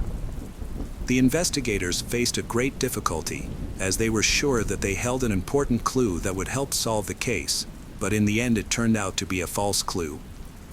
The police were left with no choice but to continue scrutinizing the remaining camera footage and search for eyewitnesses. While a team of investigators carefully examined footage from traffic cameras, the lead investigator on Michelle Davis's case paid a visit to her family to share some news. It had been initially assumed that Michelle's death was an accident, however, but in reality that is not the case. The revelation that Michelle was, in fact, a victim of a crime left her family stunned. This tragic news was particularly devastating for Michelle's father, Lee Costner. His wife, Michelle's mother Patty, had passed away before their daughter. Lee Costner had already experienced the loss of a child once before. His first daughter, Cheryl Sue Costner, died in 1965 at just 1 year old. Now, 43 years later, he had to face the unbearable pain of losing another child. Having to outlive one's children is arguably the most unimaginable hardship for a parent. Michelle's family informed investigators that her life had undergone significant changes recently. They suspected that the one person who could potentially harm Michelle was her husband, Randy Davis, due to their pending divorce and a restraining order filed against him. While investigating Michelle's background, another detective spoke with her colleagues at work and discovered that she had developed a close relationship with a coworker named Matt Jorgensen. According to Michelle's friend, the feelings between them were mutual.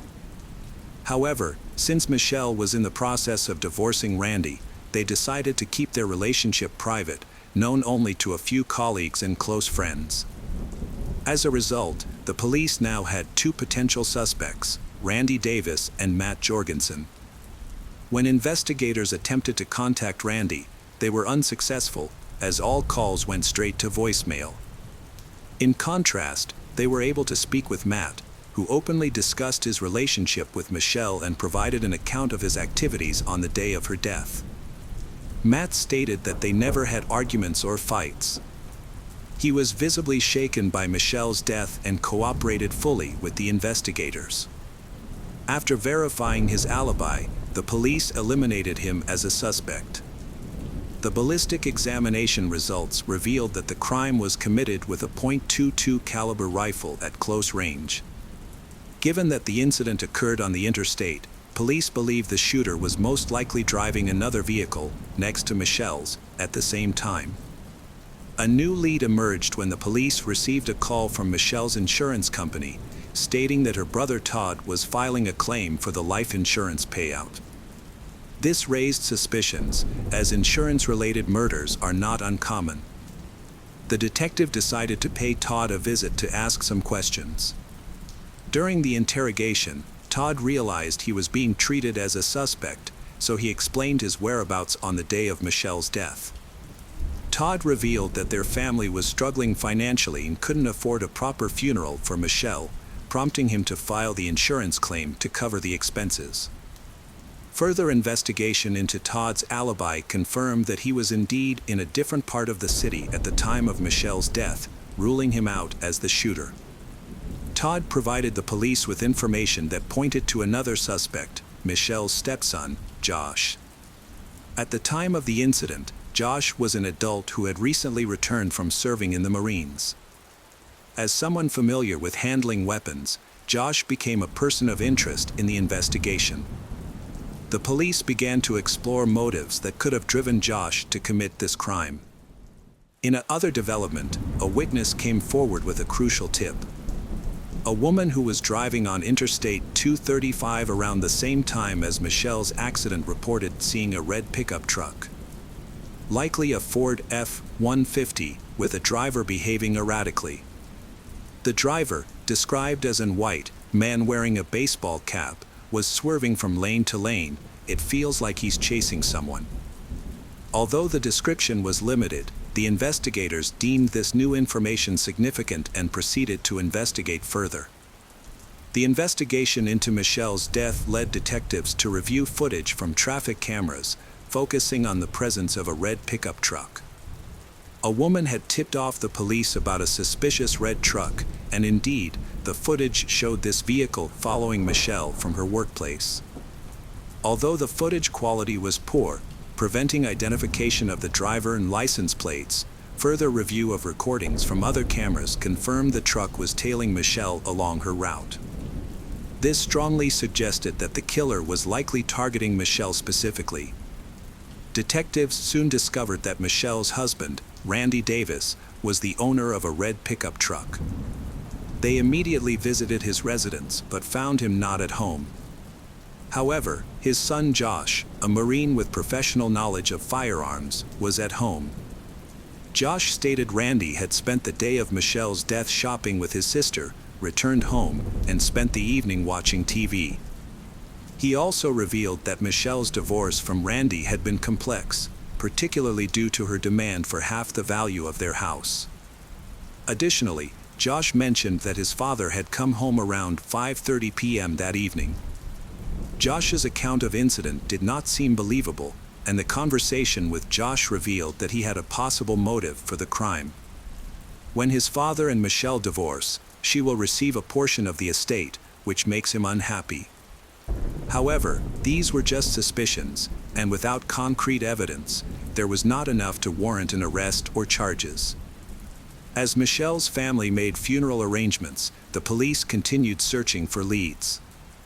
They investigated shops and gas stations along the route between Michelle's workplace and where she died, to gather additional camera surveillance footage. Near Michelle's workplace, a store provided another crucial piece of footage. The surveillance camera inside the store also captured part of the parking lot.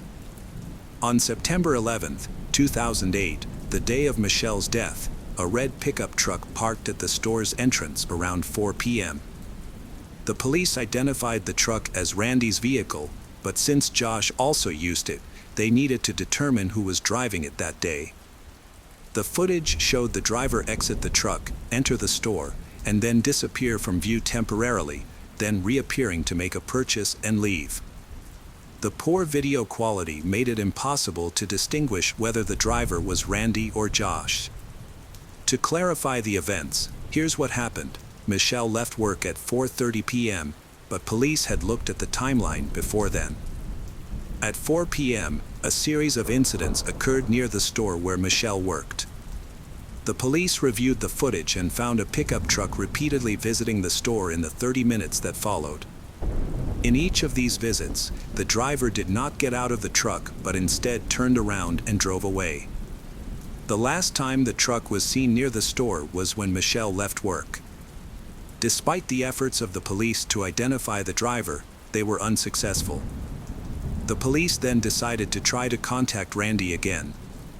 This time, they were successful, and Randy came to the police station.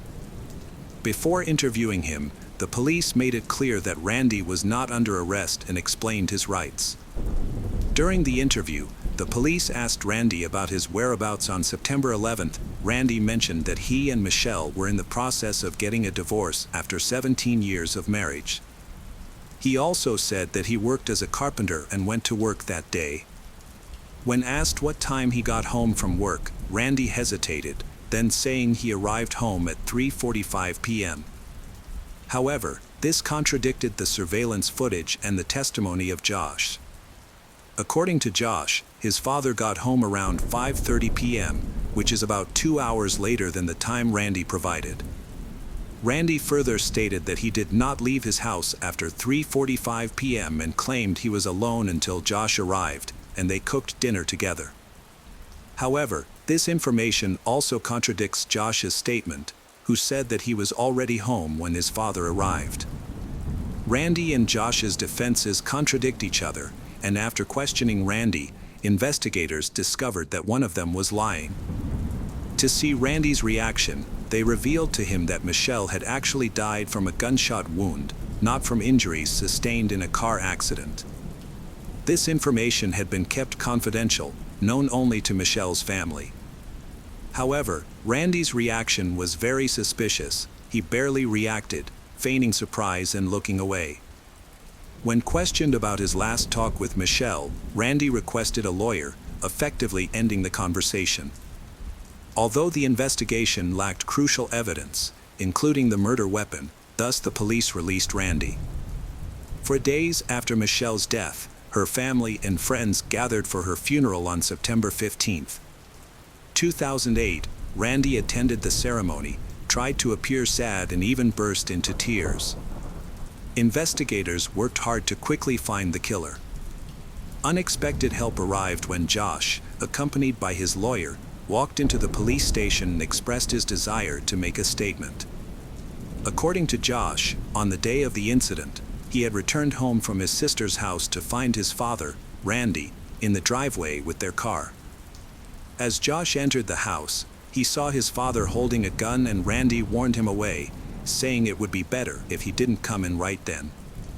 Josh claimed to have immediately understood what his father was planning and tried to stop him, begging Randy not to do something he would later regret. Regardless of Josh's plea, Randy drove away in the car and returned later, parking in the garage. It was then that Randy confessed to Josh that he had shot Michelle. As it turned out, Randy had been struggling to cope with Michelle's decision to file for divorce and her plans to sue him for part of their property. On September 11, 2008, Randy had waited for Michelle to leave work, driving past her workplace several times to avoid missing her. This explained why he appeared on the store's CCTV footage multiple times. Once Michelle left work, Randy followed her and eventually found the right moment to act. He rolled down the passenger side window and fired. The police arrested Randy based on Josh's testimony. Before the trial, Randy accepted a plea deal, admitting to deprivation of life Michelle's in exchange for a reduced sentence. As a result, 53-year-old Randy Davis was sentenced to 50 years in prison in 2010. Hi everyone, thanks for returning. Let's unravel another perplexing mystery. The case of Rachel McLean. Rachel McLean returned home to Blackpool, UK, for the summer of 1990. She was 18 years old and had just finished her first year at Oxford. Rachel was very busy with her studies and spent all her free time studying.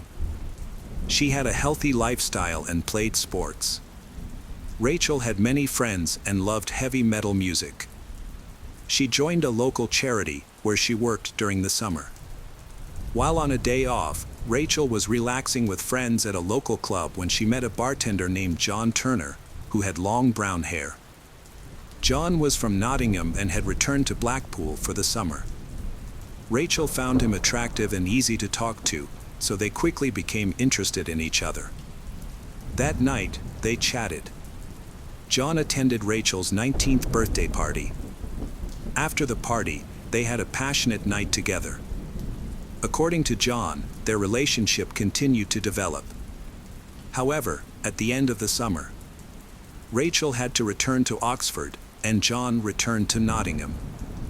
The two cities were just over 2 hours' drive apart, so they could easily visit each other. They spent weekends together and kept in touch by letter and phone during the week. John wrote Rachel long love letters, which she enjoyed. John Turner was born in HMP, but as a child he moved to New Zealand with his parents and settled in a city called Bath. The family lived in 2 countries before John returned to the UK to study at King's College.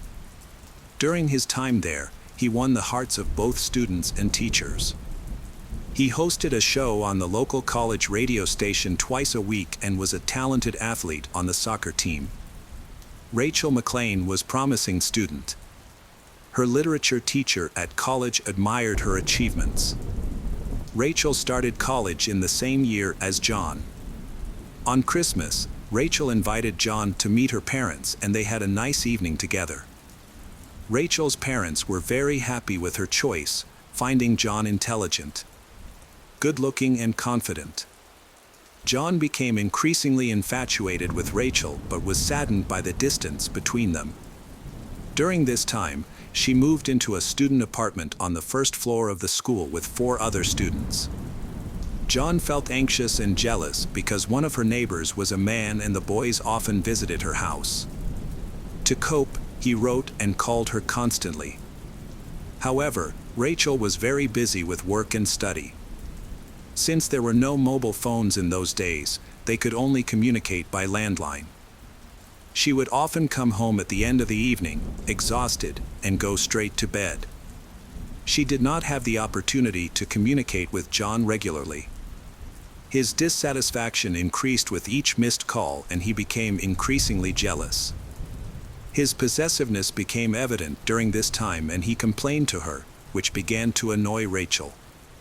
On February 11th, she sent him a Valentine's card, calling him the only love of her life. However, around that time, she wrote in her diary about her lover in very unflattering terms. It seemed that she had doubts about whether John was the person she could spend the rest of her life with. On Valentine's Day, John proposed to her, but she unexpectedly refused, which shocked him.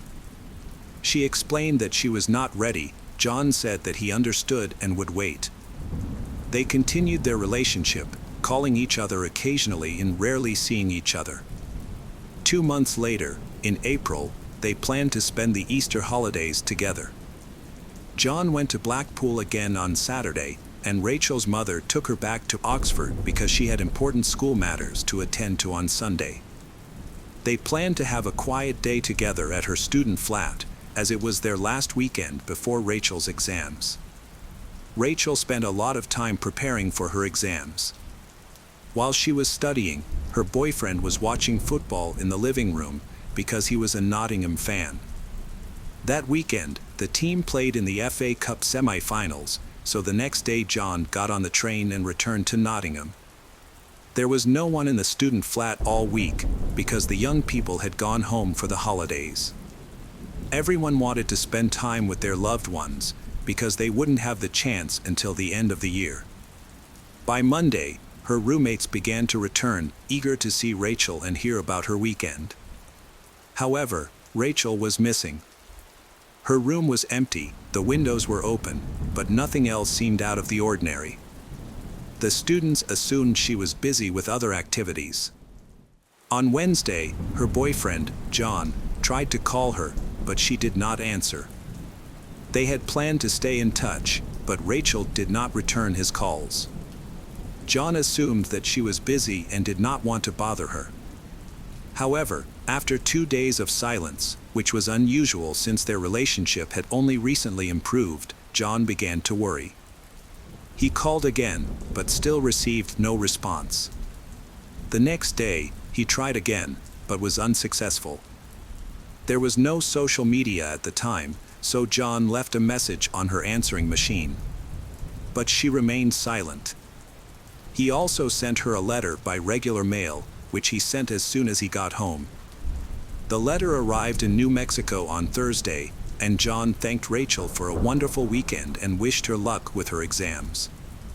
On April 19, 1991, 19-year-old Rachel failed to show up for her exam, which was especially worrying because she had been studying hard and the exam was extremely important to her. When the exam proctors tried to contact her, they were unsuccessful. Her parents also had no idea where she was, prompting them to report her missing to the police. The Oxford police were initially skeptical. They received dozens of missing student reports each month because parents went to the police station after parties. In 99% of cases, teens sobered up from drinking and returned to school within 24 hours. But that was not the case. This diligent student had been missing for days and had not been heard from at all. None of her friends knew where she was, so the police became interested in what had happened. They immediately went to the apartment where Rachel had gone missing. Detective Susie Krug was looking for information about the students who had been in the same room as Rachel. Victoria Clare, Margaret Smith, Sarah Hume, and John Forby. The friends immediately pointed to Rachel's boyfriend, who was annoying everyone with his jealousy. They showed a letter he had sent from Nottingham around the time Rachel went missing. The neighbors also confirmed that John Turner was the last person Rachel had been in contact with. The room they checked showed no signs of forced entry, robbery, struggle, or blood. Everything was in its place. The police found Rachel's diary, which might contain important clues. The police began to study the contents of the diary. They knew that John was possessive and jealous of his girlfriend, wanting to know her whereabouts and presence at all times. This behavior gradually began to annoy Rachel. Their conflicts often arose over this issue. On April 22, police met with John Turner. 22. During the conversation, John expressed concern about his missing girlfriend. He was asked to describe his activities during the time Rachel went missing. John mentioned that they had a great weekend together and that everything was fine before they broke up. He said that he woke up early, showered, and that they had sex in the afternoon. After lunch, they went to Oxford Station together at around 4:15 p.m., taking a bus. They had a few hours before their train arrived, and while waiting, they bumped into a friend of Rachel's at around 5 p.m. The three of them went to a local coffee shop and had coffee. Rachel's friend was described as a dark-skinned man with long hair, wearing ripped jeans and a black jacket. He was similar in appearance to John, except for his dark skin. John admitted that he could not remember the man's name because they had just met and he did not expect to become friends with him. According to John, the man offered to drive Rachel home in his car. She agreed, and then John and Rachel said goodbye. John returned to Nottingham, while Rachel went with her friend to her apartment. However, John's story about the man was very suspicious. The police suspected that John was lying, and he quickly became the prime suspect in Rachel's disappearance, as she had been missing for a long time, leading to concerns that she might be dead or imprisoned. Urgent action was needed. First, it was important to learn more about the prime suspect, as he was the last known person to have had contact with Rachel, and his story about a black man needed further investigation. Rachel's disappearance left everyone baffled because none of her roommates or friends remembered her having such a friend. In order to gather more witnesses, the police shared information about the case. From the beginning, there was no reason to think that she had run away. The police first checked this possibility by talking to Rachel's family and friends. Rachel had no problems with her loved ones, friends, studies, or personal life. She was eagerly preparing for exams, which made it impossible for her to not attend. Rachel never complained about any problems, nor did she suffer from drug addiction or mental problems. People like her usually do not run away, and all of her belongings were left untouched. This allowed the police to rule out the possibility that she had run away on purpose. The police were skeptical of John's testimony and assigned a police officer to approach him and gain his trust. The officer's job was to observe John's reactions and behavior while updating him on the investigation. From the beginning, the officer suspected John of lying to them, noticing that he became nervous when talking about Rachel, despite his attempts to hide it. Despite these suspicions, a week of surveillance did not reveal any useful information to help the case. Meanwhile, the police were searching the neighborhood for witnesses, K9 units were working with dogs, and divers were examining local waters. Several people remembered seeing John, but no one could confirm that he had left the house with Rachel. In addition, he had not been behaving suspiciously, so this witness's testimony did not add anything to the search. During this time, John continued to cooperate with the investigation. He even helped create a composite sketch of the man who, according to him, was supposed to drive Rachel back to her apartment. John believes this friend was responsible for her abduction. It has now been 2 weeks and police believe she is no longer alive. No ransom demands have been made, ruling out kidnapping as a motive. Search teams, including police, rescue workers, and volunteers, have scoured a large area around Oxford, including drains and boating holes, but their efforts have been in vain. The police examined Rachel's diary and discovered her true feelings for John, a disturbing mix of hatred and pity. She expressed that she was unable to confront him directly or leave because she was afraid. Rachel had no genuine feelings for John, and her Valentine's Day gestures were more like a duty than a genuine expression of love. She knew that John was unstable and prone to losing control when angry. Afraid to face this reality, she admitted that their closeness was harmful and needed to end. In stark contrast, John described their relationship as happy, often emphasizing their frequent sexual activity during interrogations. Meanwhile, Rachel wrote of her disgust for him but felt powerless to stop their closeness. The police believe he may have killed her after reading her diary and discovering her true feelings, but more evidence is needed to prove his guilt. John has been actively cooperating with the investigation. He has attended a press conference to draw public attention to the search for Rachel and to help reconstruct the last day he spent with her.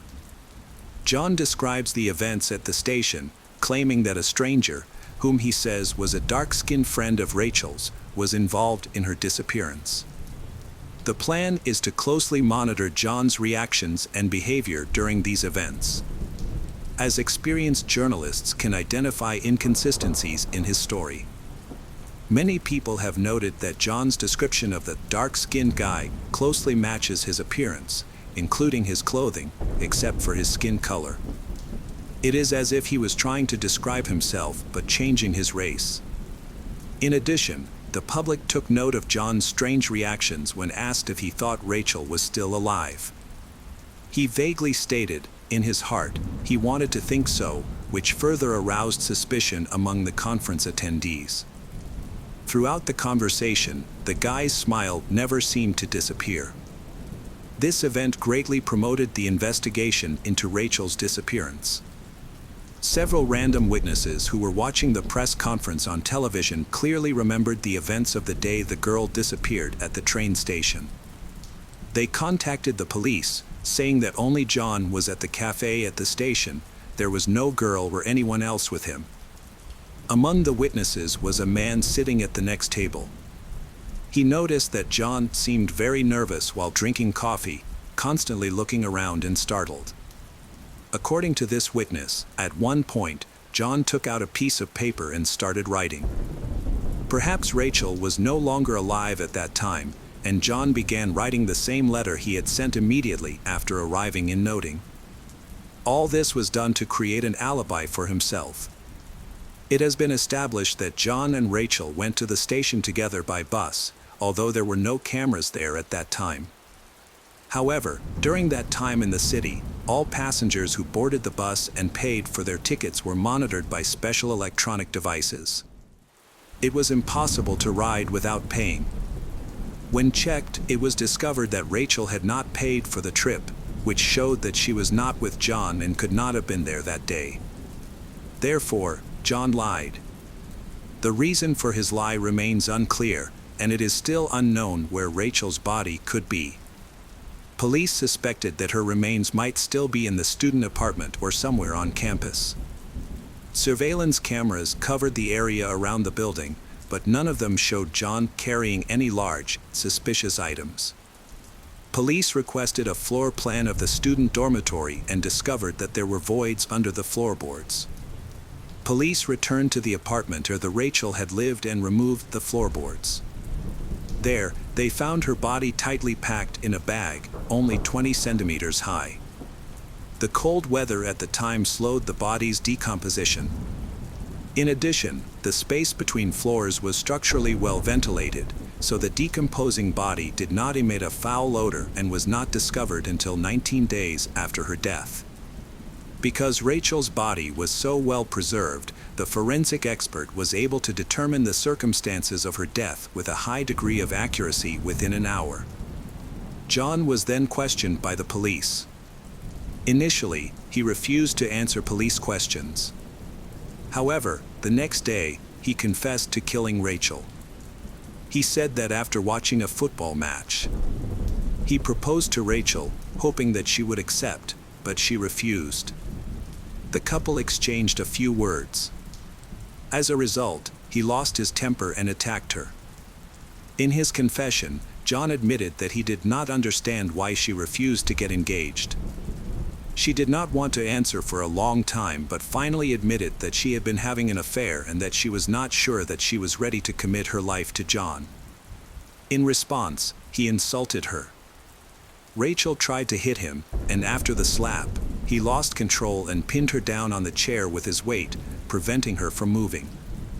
John claimed that he did not remember what happened next. When he regained consciousness, he found himself sitting on a couch in front of Rachel's lifeless body. Forensic experts confirmed that Rachel had been strangled. There was a deep, thin mark on her neck, indicating the use of an object rather than hands. The tie Rachel had given him for Christmas was missing from the crime scene and from John's belongings, believed to have been used to kill her. After a while, he decided to dispose of the body. Unable to get the body out of the building, he put it in a bag, removed the floorboards from Rachel's room, and stuffed the body into a small space. He then quietly reinstalled the floorboards. John then packed his things and headed to the bus station. While waiting for the train at a coffee shop, he wrote a letter to Rachel. In the letter, he thanked her for the weekend they spent together and mentioned a black man who was supposed to drive her home, which was a made-up story. He had invented this character to support the lie he had created. He also expressed concern for his girlfriend, who would be alone for several days. After sending the letter, he called her several times and left messages on her answering machine. John then wrote another letter, addressed to Rachel in New Mexico, saying that he had tried to call her several times during the week and was very worried, hoping she would call back soon.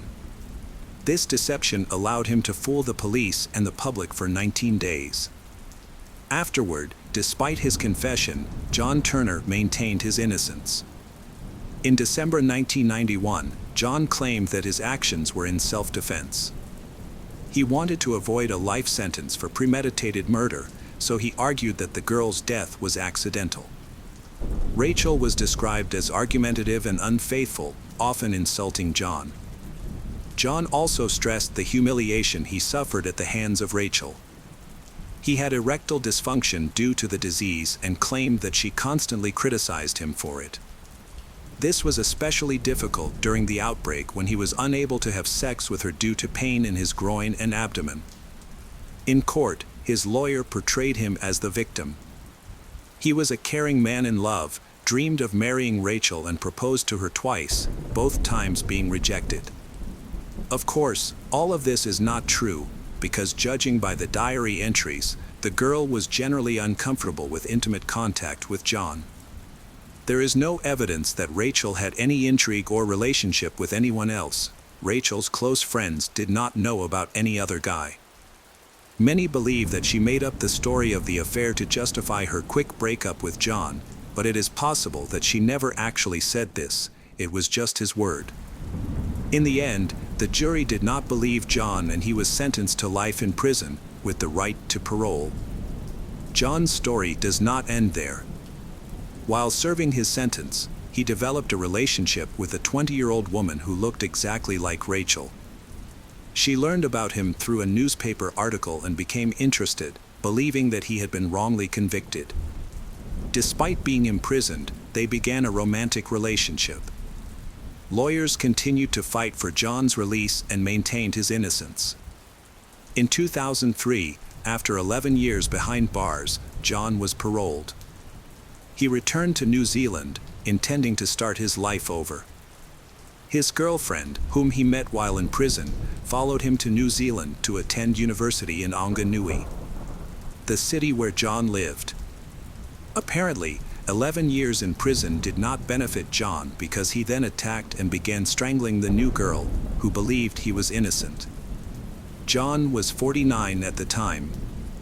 Fortunately, the attack was not serious and the girl was able to escape without serious injury.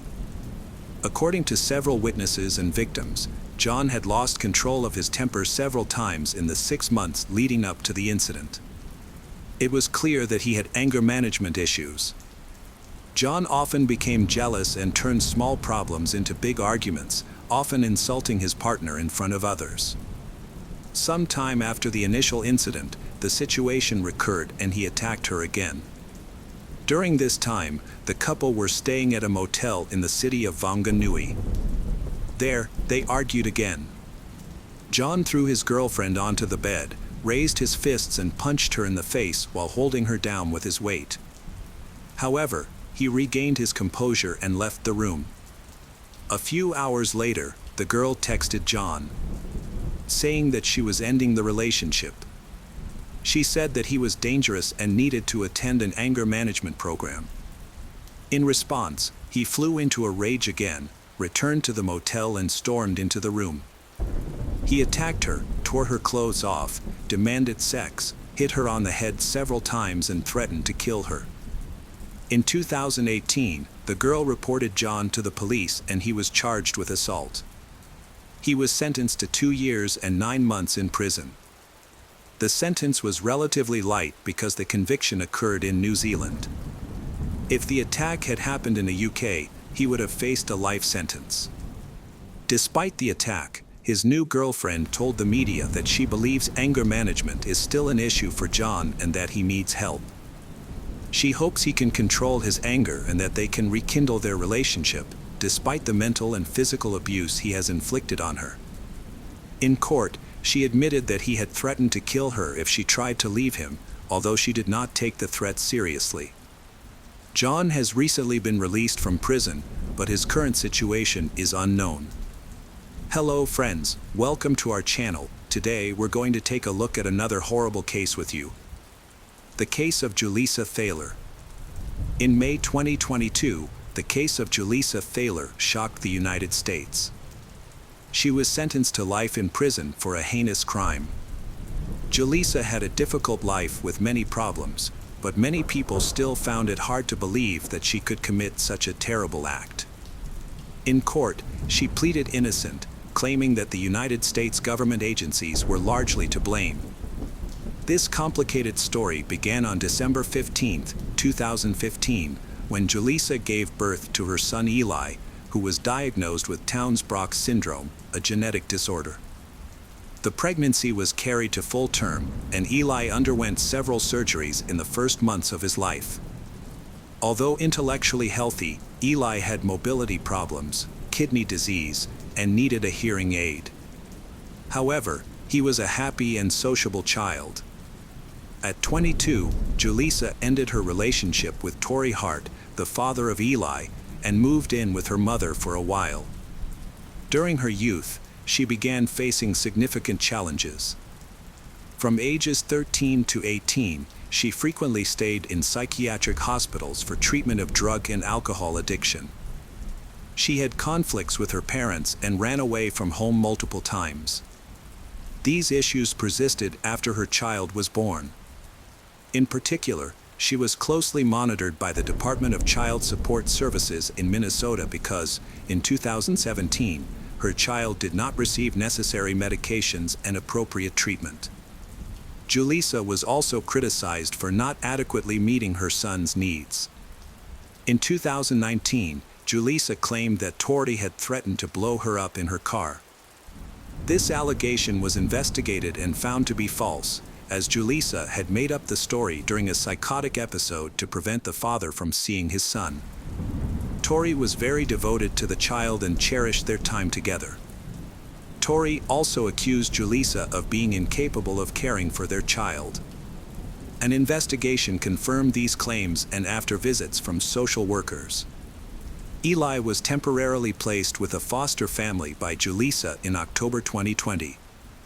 During the visit, social workers found that the boy did not have proper clothing, was wearing pajamas around the house, and lived in a filthy environment.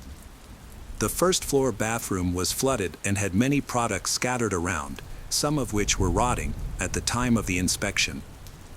The refrigerator did not have enough food. At the end of 2021, Torrey returned to family court, concerned about his son. Julissa, the boy's mother, was unable to provide a safe living environment. She had been evicted from her rental home, was experiencing mental health issues, and had started using illegal drugs again. This situation made it unsafe for the Eli to stay with her. Additionally, the boy started exhibiting serious behavioral problems. He pushed another child off a slide and kicked a child in the throat. Eli began destructive behaviors like chewing his shirt excessively, had difficulty sleeping, spoke in a baby-like manner, and developed a stutter. Torrey went to court to raise her concerns about her son's unusual behavior. The police also noticed Julissa's violations. She missed mandatory drug tests. There were suspicions that she had shown her son inappropriate videos after a blood test confirmed that illegal substances were found in her system. At the end of 2021, Tori returned to family court, concerned about his son. Julissa, the boy's mother, was unable to provide a safe living environment. She had been evicted from her rental home, was experiencing mental health issues, and had started using illegal drugs again. This situation made it unsafe for the Eli to stay with her. Additionally, the boy started exhibiting serious behavioral problems. For example, he pushed another child off a slide and kicked a child in the throat. Eli began destructive behaviors like chewing his shirt excessively, had difficulty sleeping, spoke in a baby-like manner, and developed a stutter. Tori went to court to raise her concerns about her son's unusual behavior. The police also noticed Julissa's violations. She missed mandatory drug tests. There were suspicions that she had shown her son inappropriate videos after a blood test confirmed that illegal substances were found in her system. One notable story that illustrates Julissa's attitude toward her son involves her picking up a tumbler that had fallen from a steep mountainside during a hike. She left the sick Eli alone at the top of the mountain while she went down to retrieve the broken cup. Social workers evaluated her and determined that she was not competent to judge the risk, possibly due to the effects of her medications or her mental health issues. However, it was the social worker who was concerned about the situation who advocated for Julissa to have custody of the child. Officers were concerned about Julissa's lack of self-control and her refusal to attend weekly therapy. They observed that she had committed multiple traffic violations, such as speeding and reckless driving, which raised concerns about her ability to safely care for her child. However, officers noted that there was insufficient reason to revoke her parental rights because she had demonstrated self-control in court appearances. On May 10, 2022, Julissa was awarded full custody of her child. Sadly, just 10 days after she regained custody, tragedy struck. On May 20, 2022, at approximately 7 a.m., someone called 911 to report a silver car driving on wheels without tires. When the police arrived, they found Julissa driving. She looked disheveled and had blood on her hands and face. Julissa explained that the blood in the car was from deer meat that a butcher had given her, and she mentioned that the blood on her hands and face was from accidentally getting it on. The officers were suspicious and confused as to why she did not clean herself. They noticed what looked like human flesh around the armrest, but Julissa insisted it was animal flesh and could not explain the poor condition of the car. Finding her story suspicious, the police decided to investigate further. Julissa became very upset when she was asked to sit in the patrol car while the police ran a background check on her and her car. The officers determined that neither she nor her car were wanted for any crimes, but they still found the car suspicious. To prevent further problems, the police drove her home but took her car for further inspection, suspecting that it might be linked to a crime. During their investigation, they discovered a bullet hole in the passenger seat armrest, possibly from a handgun. In the trunk they found a pistol and a bloody blanket covering the body of a child. Police quickly returned to Julissa's home, but she was gone. Security cameras showed her leaving with a man just before police arrived. Police tracked them down and arrested them both at an apartment. Before leaving, Julissa attempted to wash her bloody clothes. She was taken to the Hennepin County Jail, where her mental health worsened, causing delays in the investigation. She was eventually charged with the murder of her son, Eli. Forensic experts confirmed that Eli was sitting in the back seat when 9 shots were fired. The boy's father, Tori, was devastated by the loss. Tori's pain was compounded when social workers refused to let him save his son, despite his efforts. It was discovered that Julissa had been experiencing severe mental health issues shortly before she regained custody of her son. Furthermore, she had prevented Tori from seeing Eli for an extended period of time by making baseless accusations against him. The trial was set for 2023 after a psychiatric evaluation determined that Julissa was sane and able to understand the allegations against her. Julissa denied killing her son and was described by those who knew her as non-aggressive, although she struggled with substance abuse. Her loved ones maintained that she truly loved her son and could not have committed such an act, while others believed that her mental health and addiction issues contributed to the tragedy. On social media, Julissa identified herself as Aquarius. A mother, a lawyer, a feminist, and a police officer. However, evidence such as video footage showed that she had purchased a handgun and ammunition and left her apartment with a wrapped item. A child's car seat with a large bullet hole was discovered, and surveillance footage captured Julissa attempting to wash blood off her hands at a gas station. Police also found Google searches, including questions about blood counts in a 6-year-old, and methods of concealing evidence. Then the police investigated. Julissa bought a $400,000 life insurance policy for her son. However, she was told that the maximum coverage was only $50,000. Despite this, she persisted in convincing the bank employees to give her a larger policy, which impressed the employees. It was also revealed that Julissa had recently developed an interest in weapons. She began going to a shooting range with a friend, which surprised her friend. Julissa was often seen leaving her apartment with a handgun wrapped in a gray blanket. The blanket and the handgun were both discovered in the trunk of her car on the day of the murder. Police also investigated her boyfriend, Robert, who had left the house with Julissa before her arrest. Robert, a childhood friend with whom she had a good relationship, denied any involvement in the murder or conspiracy. Police found no evidence against him.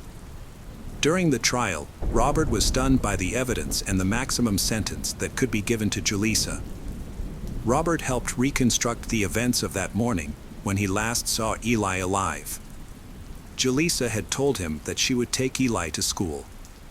But instead, she quietly brought a handgun. Instead of taking him to school, she shot him with her gun. Robert was horrified by the incident. He said that he had no idea that Julissa's plan was so terrible. He thought the boy was just a normal, friendly kid and that they had a good relationship. The prosecutor argued that Julissa meticulously planned the crime and, on that tragic day, brutally killed her son. The jury found Julissa Thaler guilty of first-degree murder and she was sentenced to life in prison without parole. She was 28 years old at the time of the trial. As the verdict was read, Julissa leaned back in her chair, put her head in her hands, and stared at the floor. In her final statement, she insulted the judge and denied any involvement in her son's death. After the trial, Torrey Hart, the boy's father, sued the county's Child Protection Service employees who granted full custody to the Julissa. He feels they share responsibility for his son's death. The court will hear this case in 2024.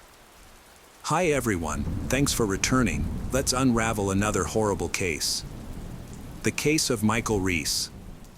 In February 2015, around 8 p.m., the Morris Police Department received a call from a woman named Cindy Reese, 40. She reported that when she returned home from the store, she found the front door wide open. Inside, she found items scattered on the floor. Cindy attempted to contact her husband, Michael, but he did not answer. Feeling scared, she did not go further into the house. Instead, she went to a landline near the main entrance, called the police, and then walked outside. After the call, at 9:11 p.m., Cindy contacted Michael's father and informed him that their home had likely been burglarized and asked him to come immediately. Michael and Cindy lived in the Morris Center on Bank Street, right across from a police station. The police quickly went to Michael's house. When they arrived, they found Cindy standing outside looking scared. Inside the home, police found a chaotic scene, with a table overturned and furniture scattered about. They soon found Michael Reese, 40. At the back of the home, he was found dead on the floor in an unusual position. Michael had been shot in the back of the head. Michael Reese was born in July 1974 in Alabama. From a young age, he loved fishing. Michael finished high school and attended college, where he studied computer technology, eventually securing a job in that field. He was skilled with computers and often helped others. Although Michael got married, his first marriage ended in divorce due to his wife's infidelity. He didn't dwell on this loss since they had no children and continued to seek the right partner for himself. In 2008, Michael was introduced to Cindy by a mutual friend. They were nearly the same age, and a strong connection quickly developed between them, leading to a passionate romance. Cindy was born in January 1975 in Alabama. Her father served as an assistant pastor in a Baptist church, and she often accompanied him to work as a child. Growing up, Cindy was a model student who adhered to the rules. She graduated from college with a degree in accounting. In 1995, Cindy married, but her first marriage ended in tragedy in 2007 when she returned home from work to find her husband deceased. He had died from a self-inflicted gunshot wound to the head. Cindy was devastated by her husband's death. A year later, in 2008, she met Michael Reese, and they fell in love. They married on September 5, 2009, and spent their honeymoon at Disneyland. After the wedding, they moved into Michael's grandmother's house in Morris. Cindy worked as an accountant at the Jefferson County Courthouse, while Michael was a computer technician at St. Vincent's Hospital in Birmingham. The couple had no children and, like many in Morris, spent a significant amount of time at church. Cindy, who grew up in a Lutheran family, convinced Michael to join the Sardis Baptist Church. After his baptism, they attended services together every Wednesday and Sunday. Cindy was also the music director of the church. Unfortunately, Michael received sad news when his mother was diagnosed with cancer. Concerned about her health, Michael visited her often and spent much of his time caring for her. On February 14, 2015, Michael celebrated Valentine's Day with his mother, but just 4 days later, on February 18, he was tragically murdered. Michael was known as a kind and positive young man, generous and trustworthy. Police quickly opened an investigation into his murder. Michael had been shot once in the back of the head.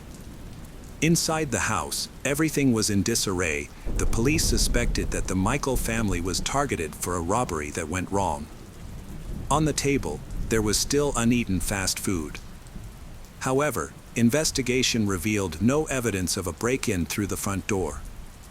Hours after the murder, Cindy Reese was taken to the police station for questioning.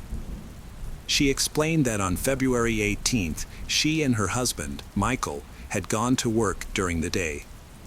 In the evening, Michael picked her up and they visited Cindy's mother. Around 6 p.m., they attended a church service, which ended at 7 p.m. They then stopped at a cafe to order some fast food and take it home. As they were getting home, Cindy suddenly remembered that she needed to buy groceries and told Michael that she would go and get the groceries and hurry home. Michael took the fast food and left. Cindy went to the supermarket and was gone for about 30 minutes. When she returned home, she found the front door wide open.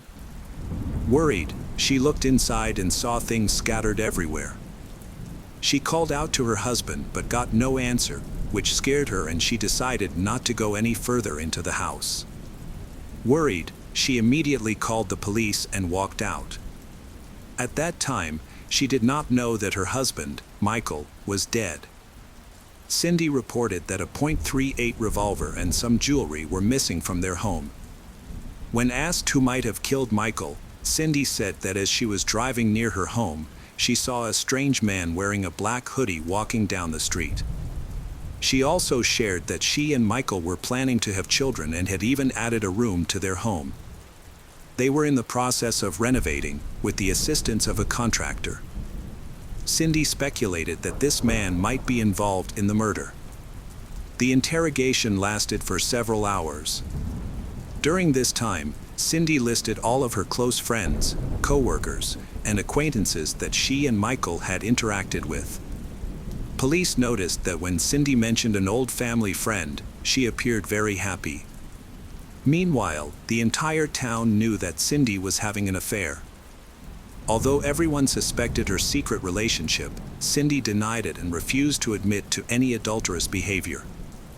Her lover was Jeffrey Brown, the pastor of the Baptist church. Church members mentioned that they had seen Jeffrey and Cindy kissing in the car several times, but for some reason, no one spoke up about it. During questioning, Cindy denied having an affair with Jeffrey, claiming that they were just friends who occasionally walked around town together. Jeffrey was also questioned. He stated that on the evening of February 18th, he was in another city, 50 miles away from Michael's family home, and had nothing to do with Michael's murder. Jeffrey openly admitted to having a romantic relationship with Cindy. They first met in August 2013 when Jeffrey was a candidate for pastor at Sardis Baptist Church. At the time, Cindy was a pastor and worship leader at the church, and she had been married to Michael for 4 years. Jeffrey was also married to a woman named Noelle and had 2 children. Michael's family developed a close friendship with Jeffrey. They spent time together and went on vacations. However, in late 2013, a secret affair began between Jeffrey and Cindy. This affair did not go unnoticed by church members, leading to rumors. As a result, Jeffrey was forced to leave the Baptist church because the leadership believed that an adulterer was not fit to be a pastor or a role model for the congregation. Before becoming a pastor, Jeffrey was a Marine, a police officer, and then a hairdresser. At the time of the Michael family tragedy, he was working as a pest control specialist. Jeffrey and Cindy continued their affair, and Jeffrey divorced his wife, Noelle. However, Cindy chose to stay with her husband, Michael. During questioning, Jeffrey expressed his frustration with Cindy's unwillingness to leave Michael, claiming that Michael had abused her. Despite the accusations, Jeffrey denied any involvement in the murder. After questioning Jeffrey, Cindy confirmed that she was indeed having an affair with him. She revealed that her relationship with Michael was fading. He spent too much time on his phone and playing video games, often neglecting her. On weekends, Michael enjoyed fishing and the couple rarely had intimate moments. In the summer of 2014, Cindy confessed to her husband, Michael, that she had cheated on him. Although he was understandably upset, Michael assured her that he did not want a divorce. The couple made an effort to repair their relationship. To celebrate their 5th wedding anniversary, they visited Disneyland, hoping to rekindle the romance they once had. Michael was aware that Jeffrey, Cindy's lover, had intentions of winning her over, which made him fearful for his family's well-being. While being questioned about her relationship, Cindy talked about her time with Jeffrey. When asked if Jeffrey could hurt Michael, she replied, "Of course not, Jeffrey is a very religious man." The investigation into the case is still ongoing. Police have not found any witnesses or surveillance footage to confirm that a stranger wearing a black hoodie was seen walking down the street on February 18th. A contractor who was doing renovations for Michael's family has a solid alibi. He was at the church at the time of the crime. The initial theory of a robbery was dismissed because there were no signs of forced entry. While some items were missing from the house, most of the jewelry was intact. It appears the killer intentionally created a mess by overturning tables, throwing blankets on the floor, and making it look like a robbery. Cindy claimed that she was in the store at the time of the murder. She said she bought orange juice and ham. When she checked out, she added a few small items to her cart and paid for everything. The police found it odd that Cindy would rush to the store when their refrigerator was already full. They had eaten ham and orange juice for breakfast, so it seemed like there was no real need to buy those things. Additionally, Michael and Cindy bought fast food for dinner. Cindy loved good food and her relatives often commented on this. People commented that Cindy would not let her hot dinner at home get cold and would not go to the store without eating her favorite hamburger and fries first. Police went to Cindy's workplace. In her office, they found a wedding photo of her and Michael displayed on a shelf, framed with hearts. Below, next to her computer, was a photo of Cindy with Jeffrey. Police also discovered financial documents showing that Cindy had paid for the apartment where Jeffrey lived using her credit card. Jeffrey had frequent financial problems. In addition, the couple shared a bank account and Cindy had always supported Jeffrey financially. Police also discovered cell phone records that showed what happened on the day of the murder. Evidence from Jeffrey's cell phone showed that Jeffrey was near Michael's home at the time of Michael's murder, specifically at a gas station.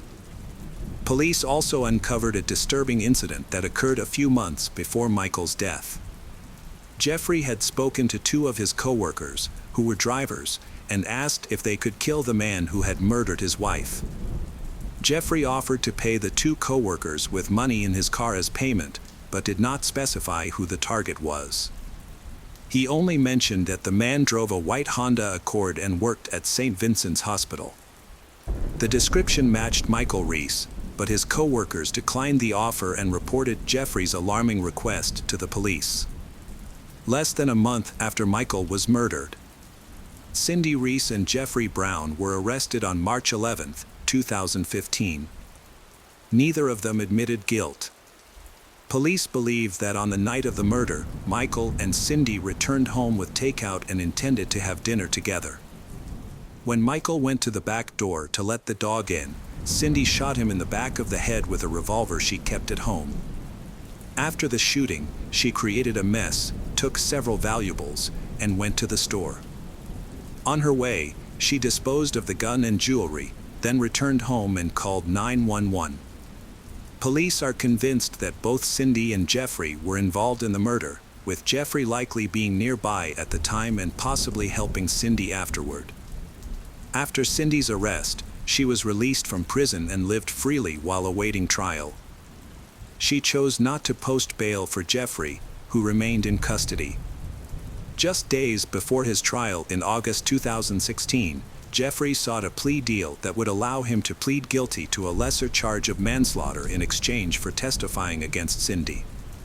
He said that Cindy had instigated Michael's murder, explaining that she was afraid to divorce her husband because she was concerned about how her family would react. Jeffrey mentioned that Cindy had previously expressed a desire to kill her husband, which he initially interpreted as a joke. On the night of the murder, he claimed to have overheard everything that happened between Michael and Cindy on his cell phone. He reported hearing the couple arguing both in the car and at home, as well as gunshots. After Cindy killed her husband, she asked Jeffrey to help her get rid of the gun. They arranged to meet at a gas station, where she gave him the gun along with some jewelry, which he discarded. Cindy's trial began in November 2016, and she denied all of Jeffrey's allegations.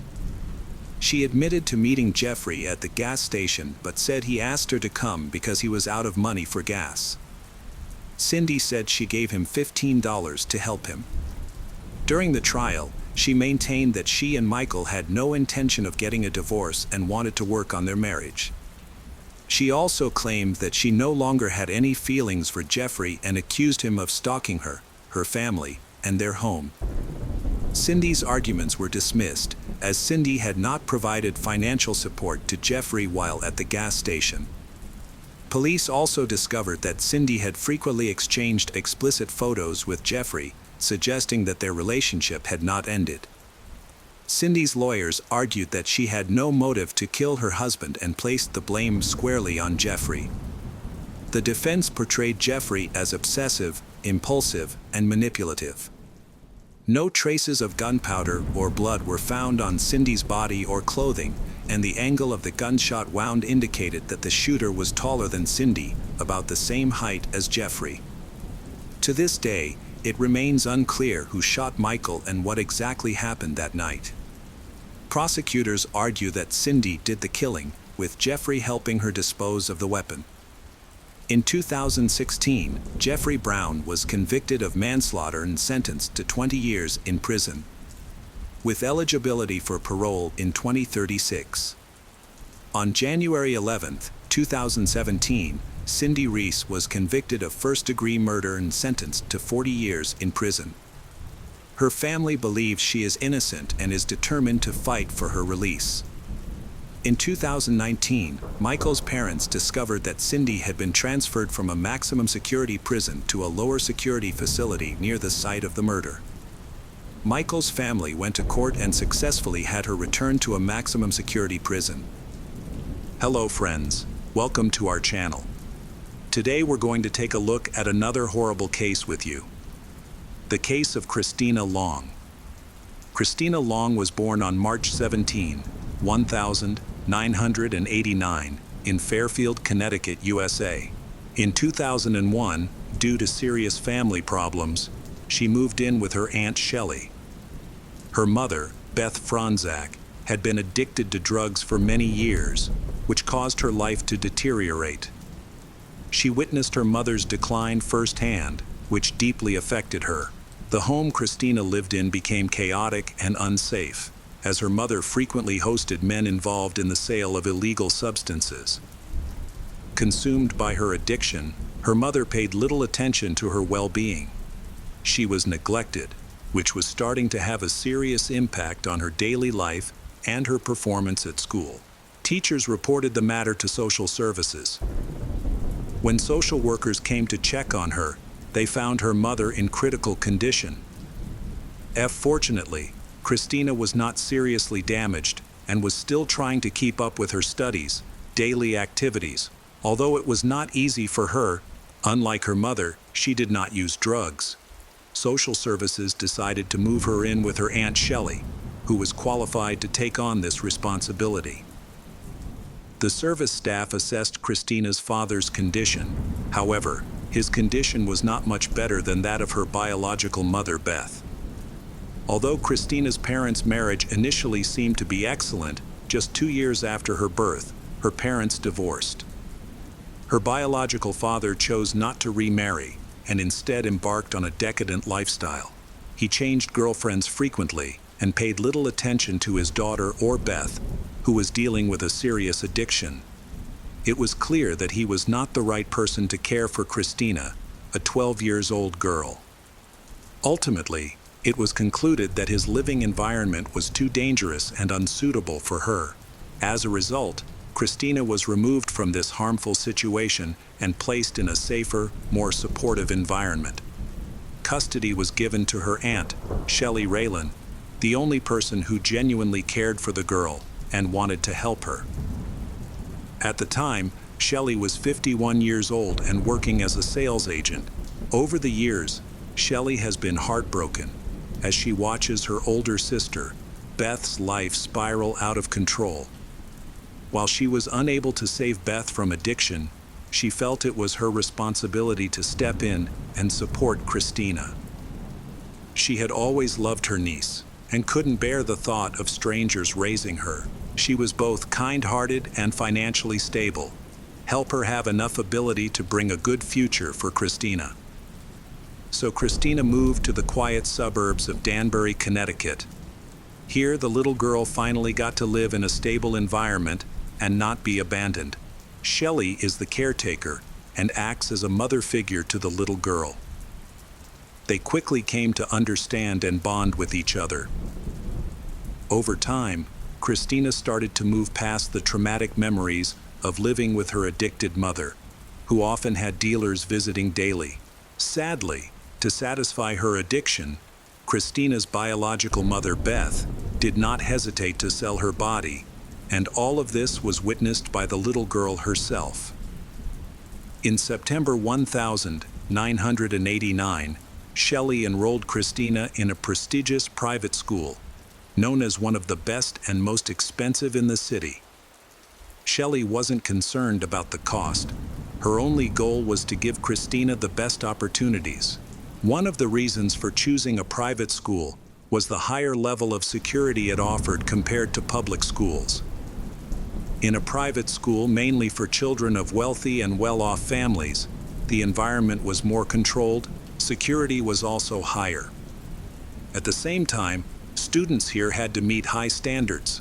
Her biggest goal was to protect Christina, keep her away from negative influences and bad people. At her new school, Christina quickly adapted and made friends.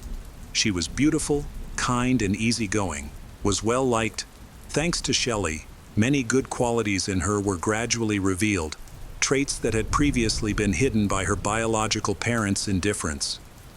Her life began to change for the better, and she achieved many successes.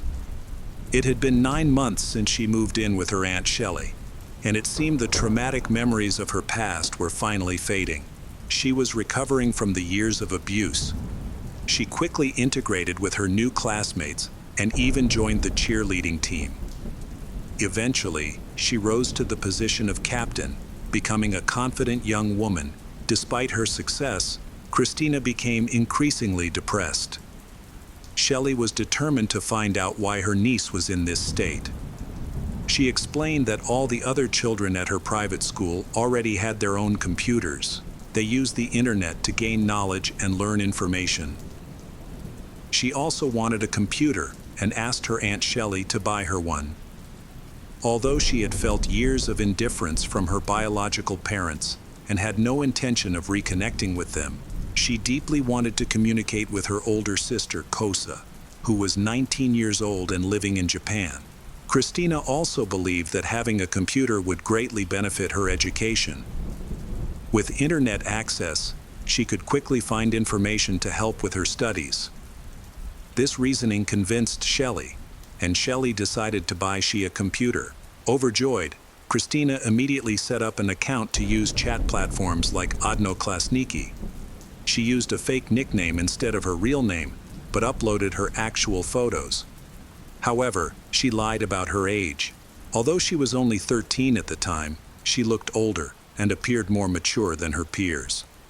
She claimed online that she was already an adult. After creating her profile, on the very same day, a guy with the nickname Clips reached out to her. They quickly started chatting. Being inexperienced with online communication, the girl acted as she normally would in real life, calm and friendly. It seemed that her new online friend appealed to her, and they soon became closer to each other. After purchasing the computer, Shelley noticed that Christina was spending more and more time online. She began to worry, feeling that Christina was becoming increasingly disconnected from real life. She was aware of the dangers the internet posed, but did not know how to deal with them. She thought that imposing strict control would be too extreme. She had spoken to Christina several times, reminding her niece not to interact with strangers or do anything unsafe. Christina reassured Shelley, insisting that little girl only communicated with people she knew, other children from private school, and avoided strangers or suspicious individuals. Shelley trusted Christina very much. She is often curious, but always avoids directly interfering in her niece's private life.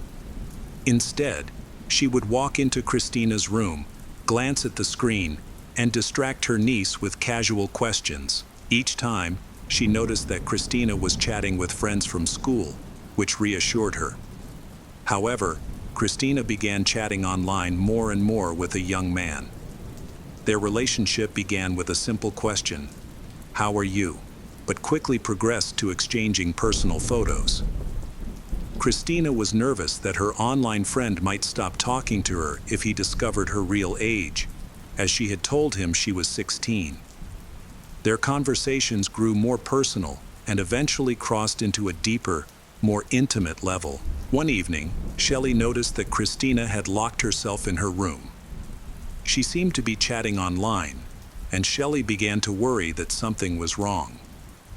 Shelley was concerned about how withdrawn she had become from real life.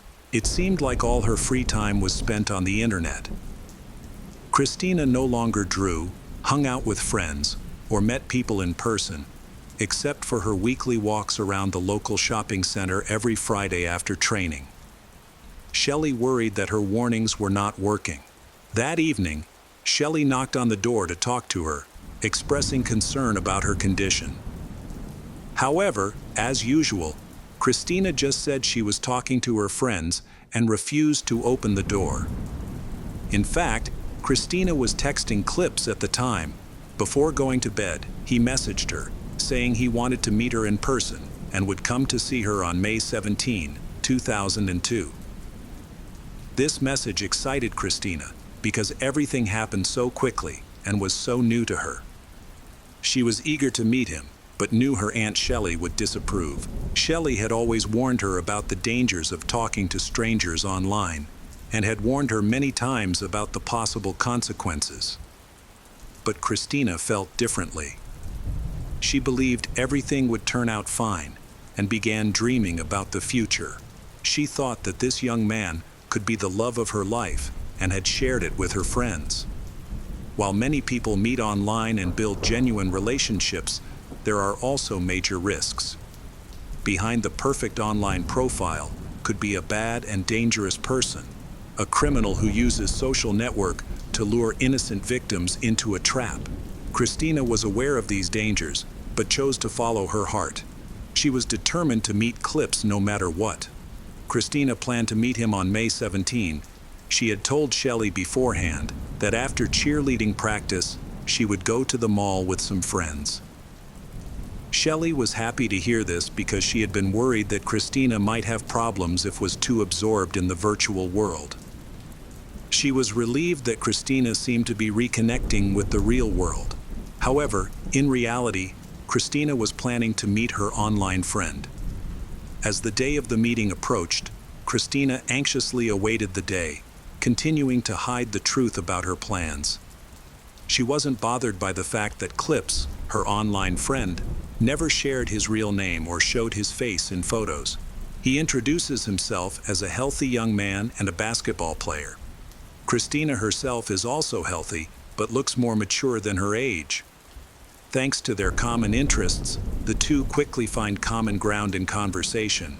On the morning of May 17, a young man named Clips called Shelley's house. Shelley couldn't tell Christina at the time because she was at school.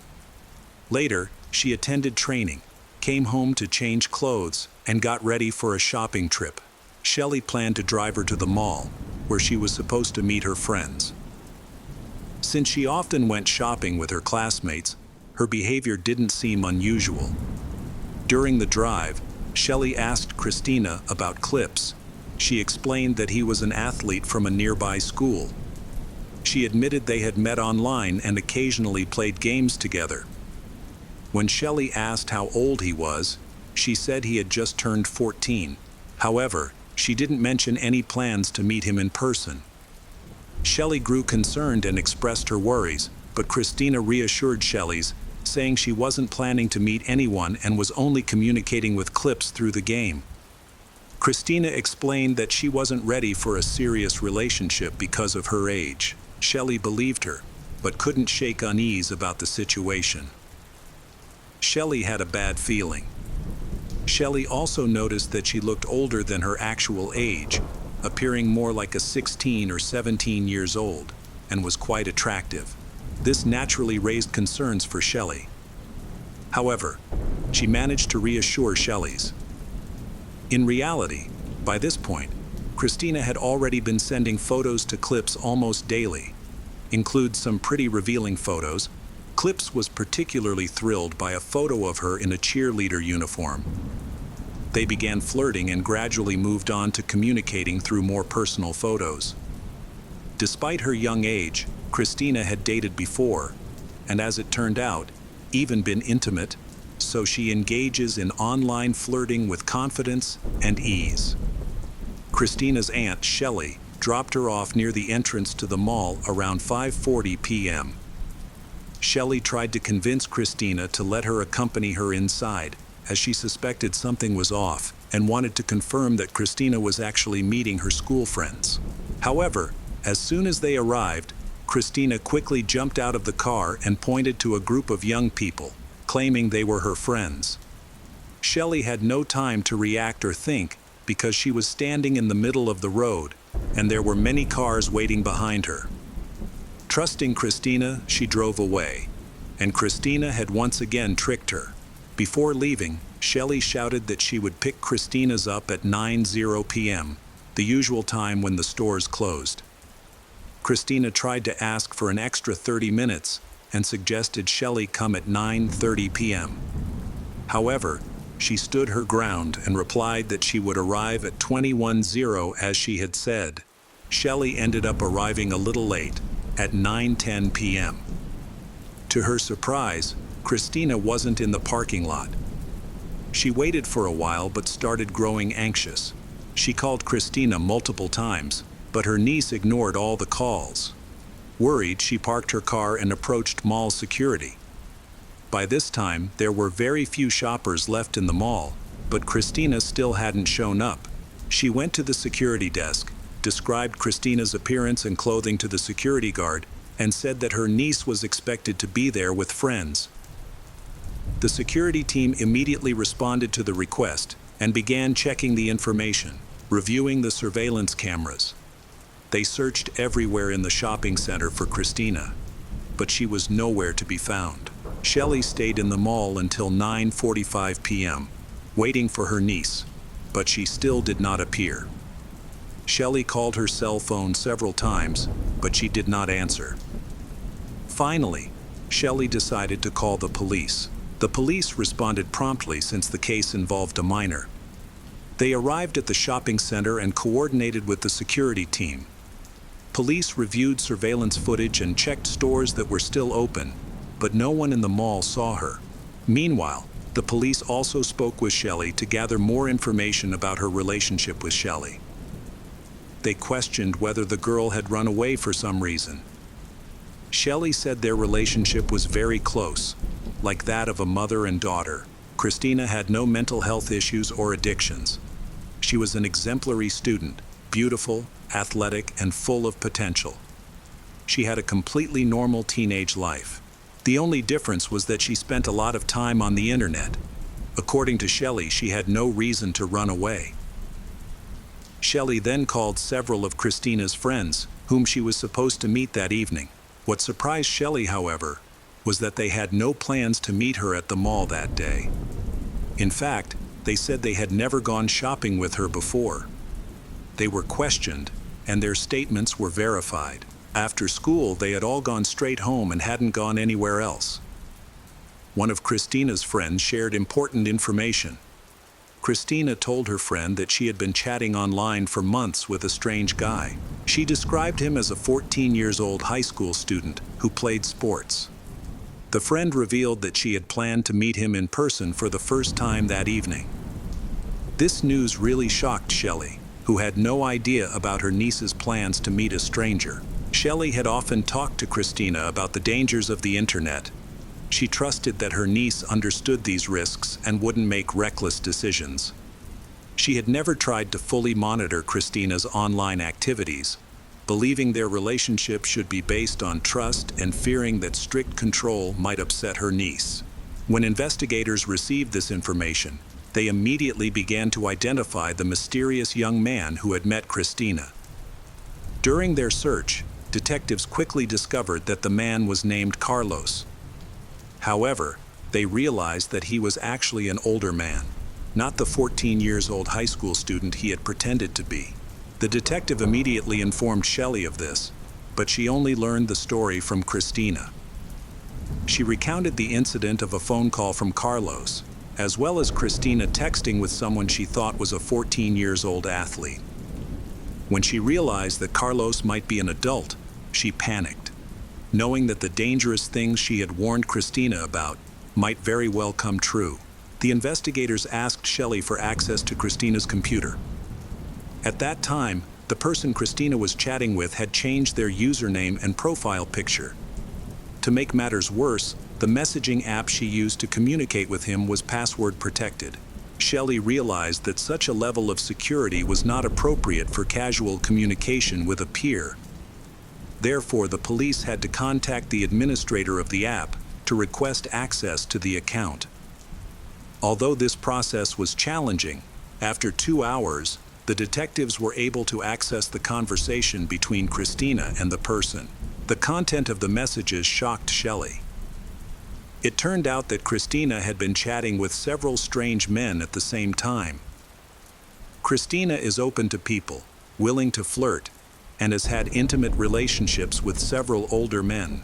She has also met several times with a younger man just for the sake of it. Through their conversations, it is clear that neither of them have any intention of building a serious relationship or getting married. They are just having fun. However, it seems that Christina does not fully reveal her true identity to people. Some people know her real age, while others think she is an adult. While reviewing Christina's chats, detectives discovered 3 suspicious accounts. 2 of them were selected for further investigation. The investigation revealed that one of the 2 individuals was Carlos, a 22-year-old man. The meeting with him on the day of her disappearance would have been their first. Naturally, he became the primary suspect. The detectives quickly discovered Carlos's residence and went there immediately. Luckily, he was at home, and they began questioning him. His behavior was suspicious. He denied any connection or communication with Christina, yet he stuttered, appeared extremely nervous, and took a long time to respond, often speaking incoherently. It was clear he was hiding something. When asked about his alibi, he started shaking visibly. Carlos claimed he had spent the previous evening at home. Despite his clear anxiety, he never confessed to being involved in Christina's disappearance, leaving the police no choice but to verify his claims. During this time, Christina was officially considered kidnapped.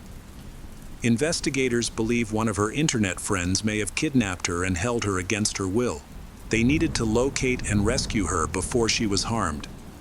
By now, she had been missing for over 18 hours. The police were aware that the critical window for finding a missing person alive is typically within the first 48 hours. Since Carlos never admitted to the kidnapping, they are forced to investigate another suspect, who is behaving suspiciously. The second suspect was a young man named Saul dos Reis. His bandaged hand immediately caught the investigators' attention, as it appeared to be a recent injury. Saul claimed he had hurt his hand the previous evening while working on a car hood. He also claimed that he did not know Christina, although detectives had discovered that they had been texting each other. His nervous behavior and his inconsistent testimonies led the police to suspect that he was hiding something, much like Carlos. However, due to the lack of concrete evidence against Saul, the police were forced to release him. Saul was the man Christina had been secretly meeting for intimate relations with over the past few months. Her Friday shopping trips with her classmates were actually a cover for these meetings, which took place in the car with Saul. Unfortunately, the investigation into both suspects, Saul and Carlos, did not lead the police to Christina, and time was running out. The police discovered that Saul's parents were living in Brazil, making him a high risk of attempting to flee the country. As a result, they decided to arrest and detain Saul. Saul was brought in for questioning again that same day, under the pretense that he had lied during his initial interview with the police. They showed him the messages and revealed that his secret relationship with Christina had been discovered. They began asking leading questions such as Christina's age, since she was a 13-year-old girl, so exchanging sensitive photos with her could also be considered harassment. Saul was concerned about this, but the police suspected that he was hiding a much more serious crime. The investigators employed several typical tactics, and using uncomfortable questions to pressure him. Eventually, he confessed that he had indeed met Christina. He explained that on Friday evening, they walked together through the shopping center, and they chatted happily together. Later, he suggested they spend time alone in his car in the parking lot, and she agreed. According to Saul's confession, they engaged in consensual intimacy in the car. When the police questioned him about Christina's age, Saul said that he thought she was an adult. He claimed that in their online conversations, she had clearly stated that she was of legal age, and the police had also confirmed this detail during the investigation. However, she was only 13 years old. In real life, she looked much older than she actually was. She wore heavy makeup and dressed like an adult. Saul insisted he didn't know her real age and expressed disappointment that she had misled him. Detectives now have enough evidence to confront Saul. However, he maintains his innocence. Saul said that after having an intimate relationship, he and Christina broke up. According to Saul, she was planning to meet someone else, and he simply went home. Saul, who has a wife and children, lives nearby and works in a restaurant. He says his home is near where he met Christina. Following this interrogation, the police grew even more suspicious of Saul. They believed he might have been the last person to see Christina alive. The investigators suspected he was not telling the truth. Although he did not confess, he was arrested and charged with using the internet for corrupt activities. A full day had passed since Christina's disappearance, yet there was still no sign of her. Detectives re-interrogated Carlos because they believed he might know something. It was possible that Christina had met him after meeting Saul. Carlos's biggest issue was that he was aware she was a minor. In their messages, she had told him she was 16 years old. Despite this, Carlos still agreed to meet her. Their interactions included messages, flirting, and the exchange of photographs, some of which were explicit. In this interrogation, he appeared nervous. The investigators tried to exploit his unstable state to get answers, but he refused to cooperate once again. 36 hours had passed since Christina went missing, and there were still no leads. The police had detained 2 suspects, Carlos and Saul, but both remained silent. Volunteers and police searched for more than a day, but still could not find any trace of Christina. By this point, the FBI had joined the investigation. Agents decided to administer polygraph tests to both suspects, Carlos and Saul. When asked if they knew what had happened to Christina, the polygraph indicated that both Carlos and Saul were lying. Their behavior only made investigators more suspicious. 40 hours after Christina's disappearance, Saul finally agreed to cooperate with the police, leading them to her. He took them to his neighborhood, leading them between 2 houses to a drain pipe behind the buildings, where Christina's body was found. He admitted that he accidentally strangled her during an intimate relationship. He said that it had been consensual, but that things had gotten out of hand. When she regained consciousness, he panicked and became confused. He attempted CPR but was unsuccessful.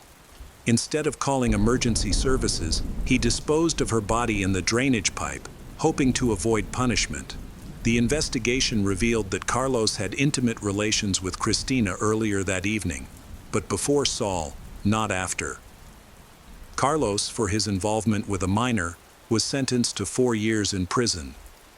Saul, however, denied any wrongdoing. However, the prosecution found him guilty of second-degree murder, assault, and corruption of a minor. No one believed his testimony about accidentally strangling Christina. They argued he killed Christina out of jealousy after discovering her prior interaction with Carlos. The court found Saul guilty, sentencing him to 30 years in prison, with the possibility of parole after serving 25 years,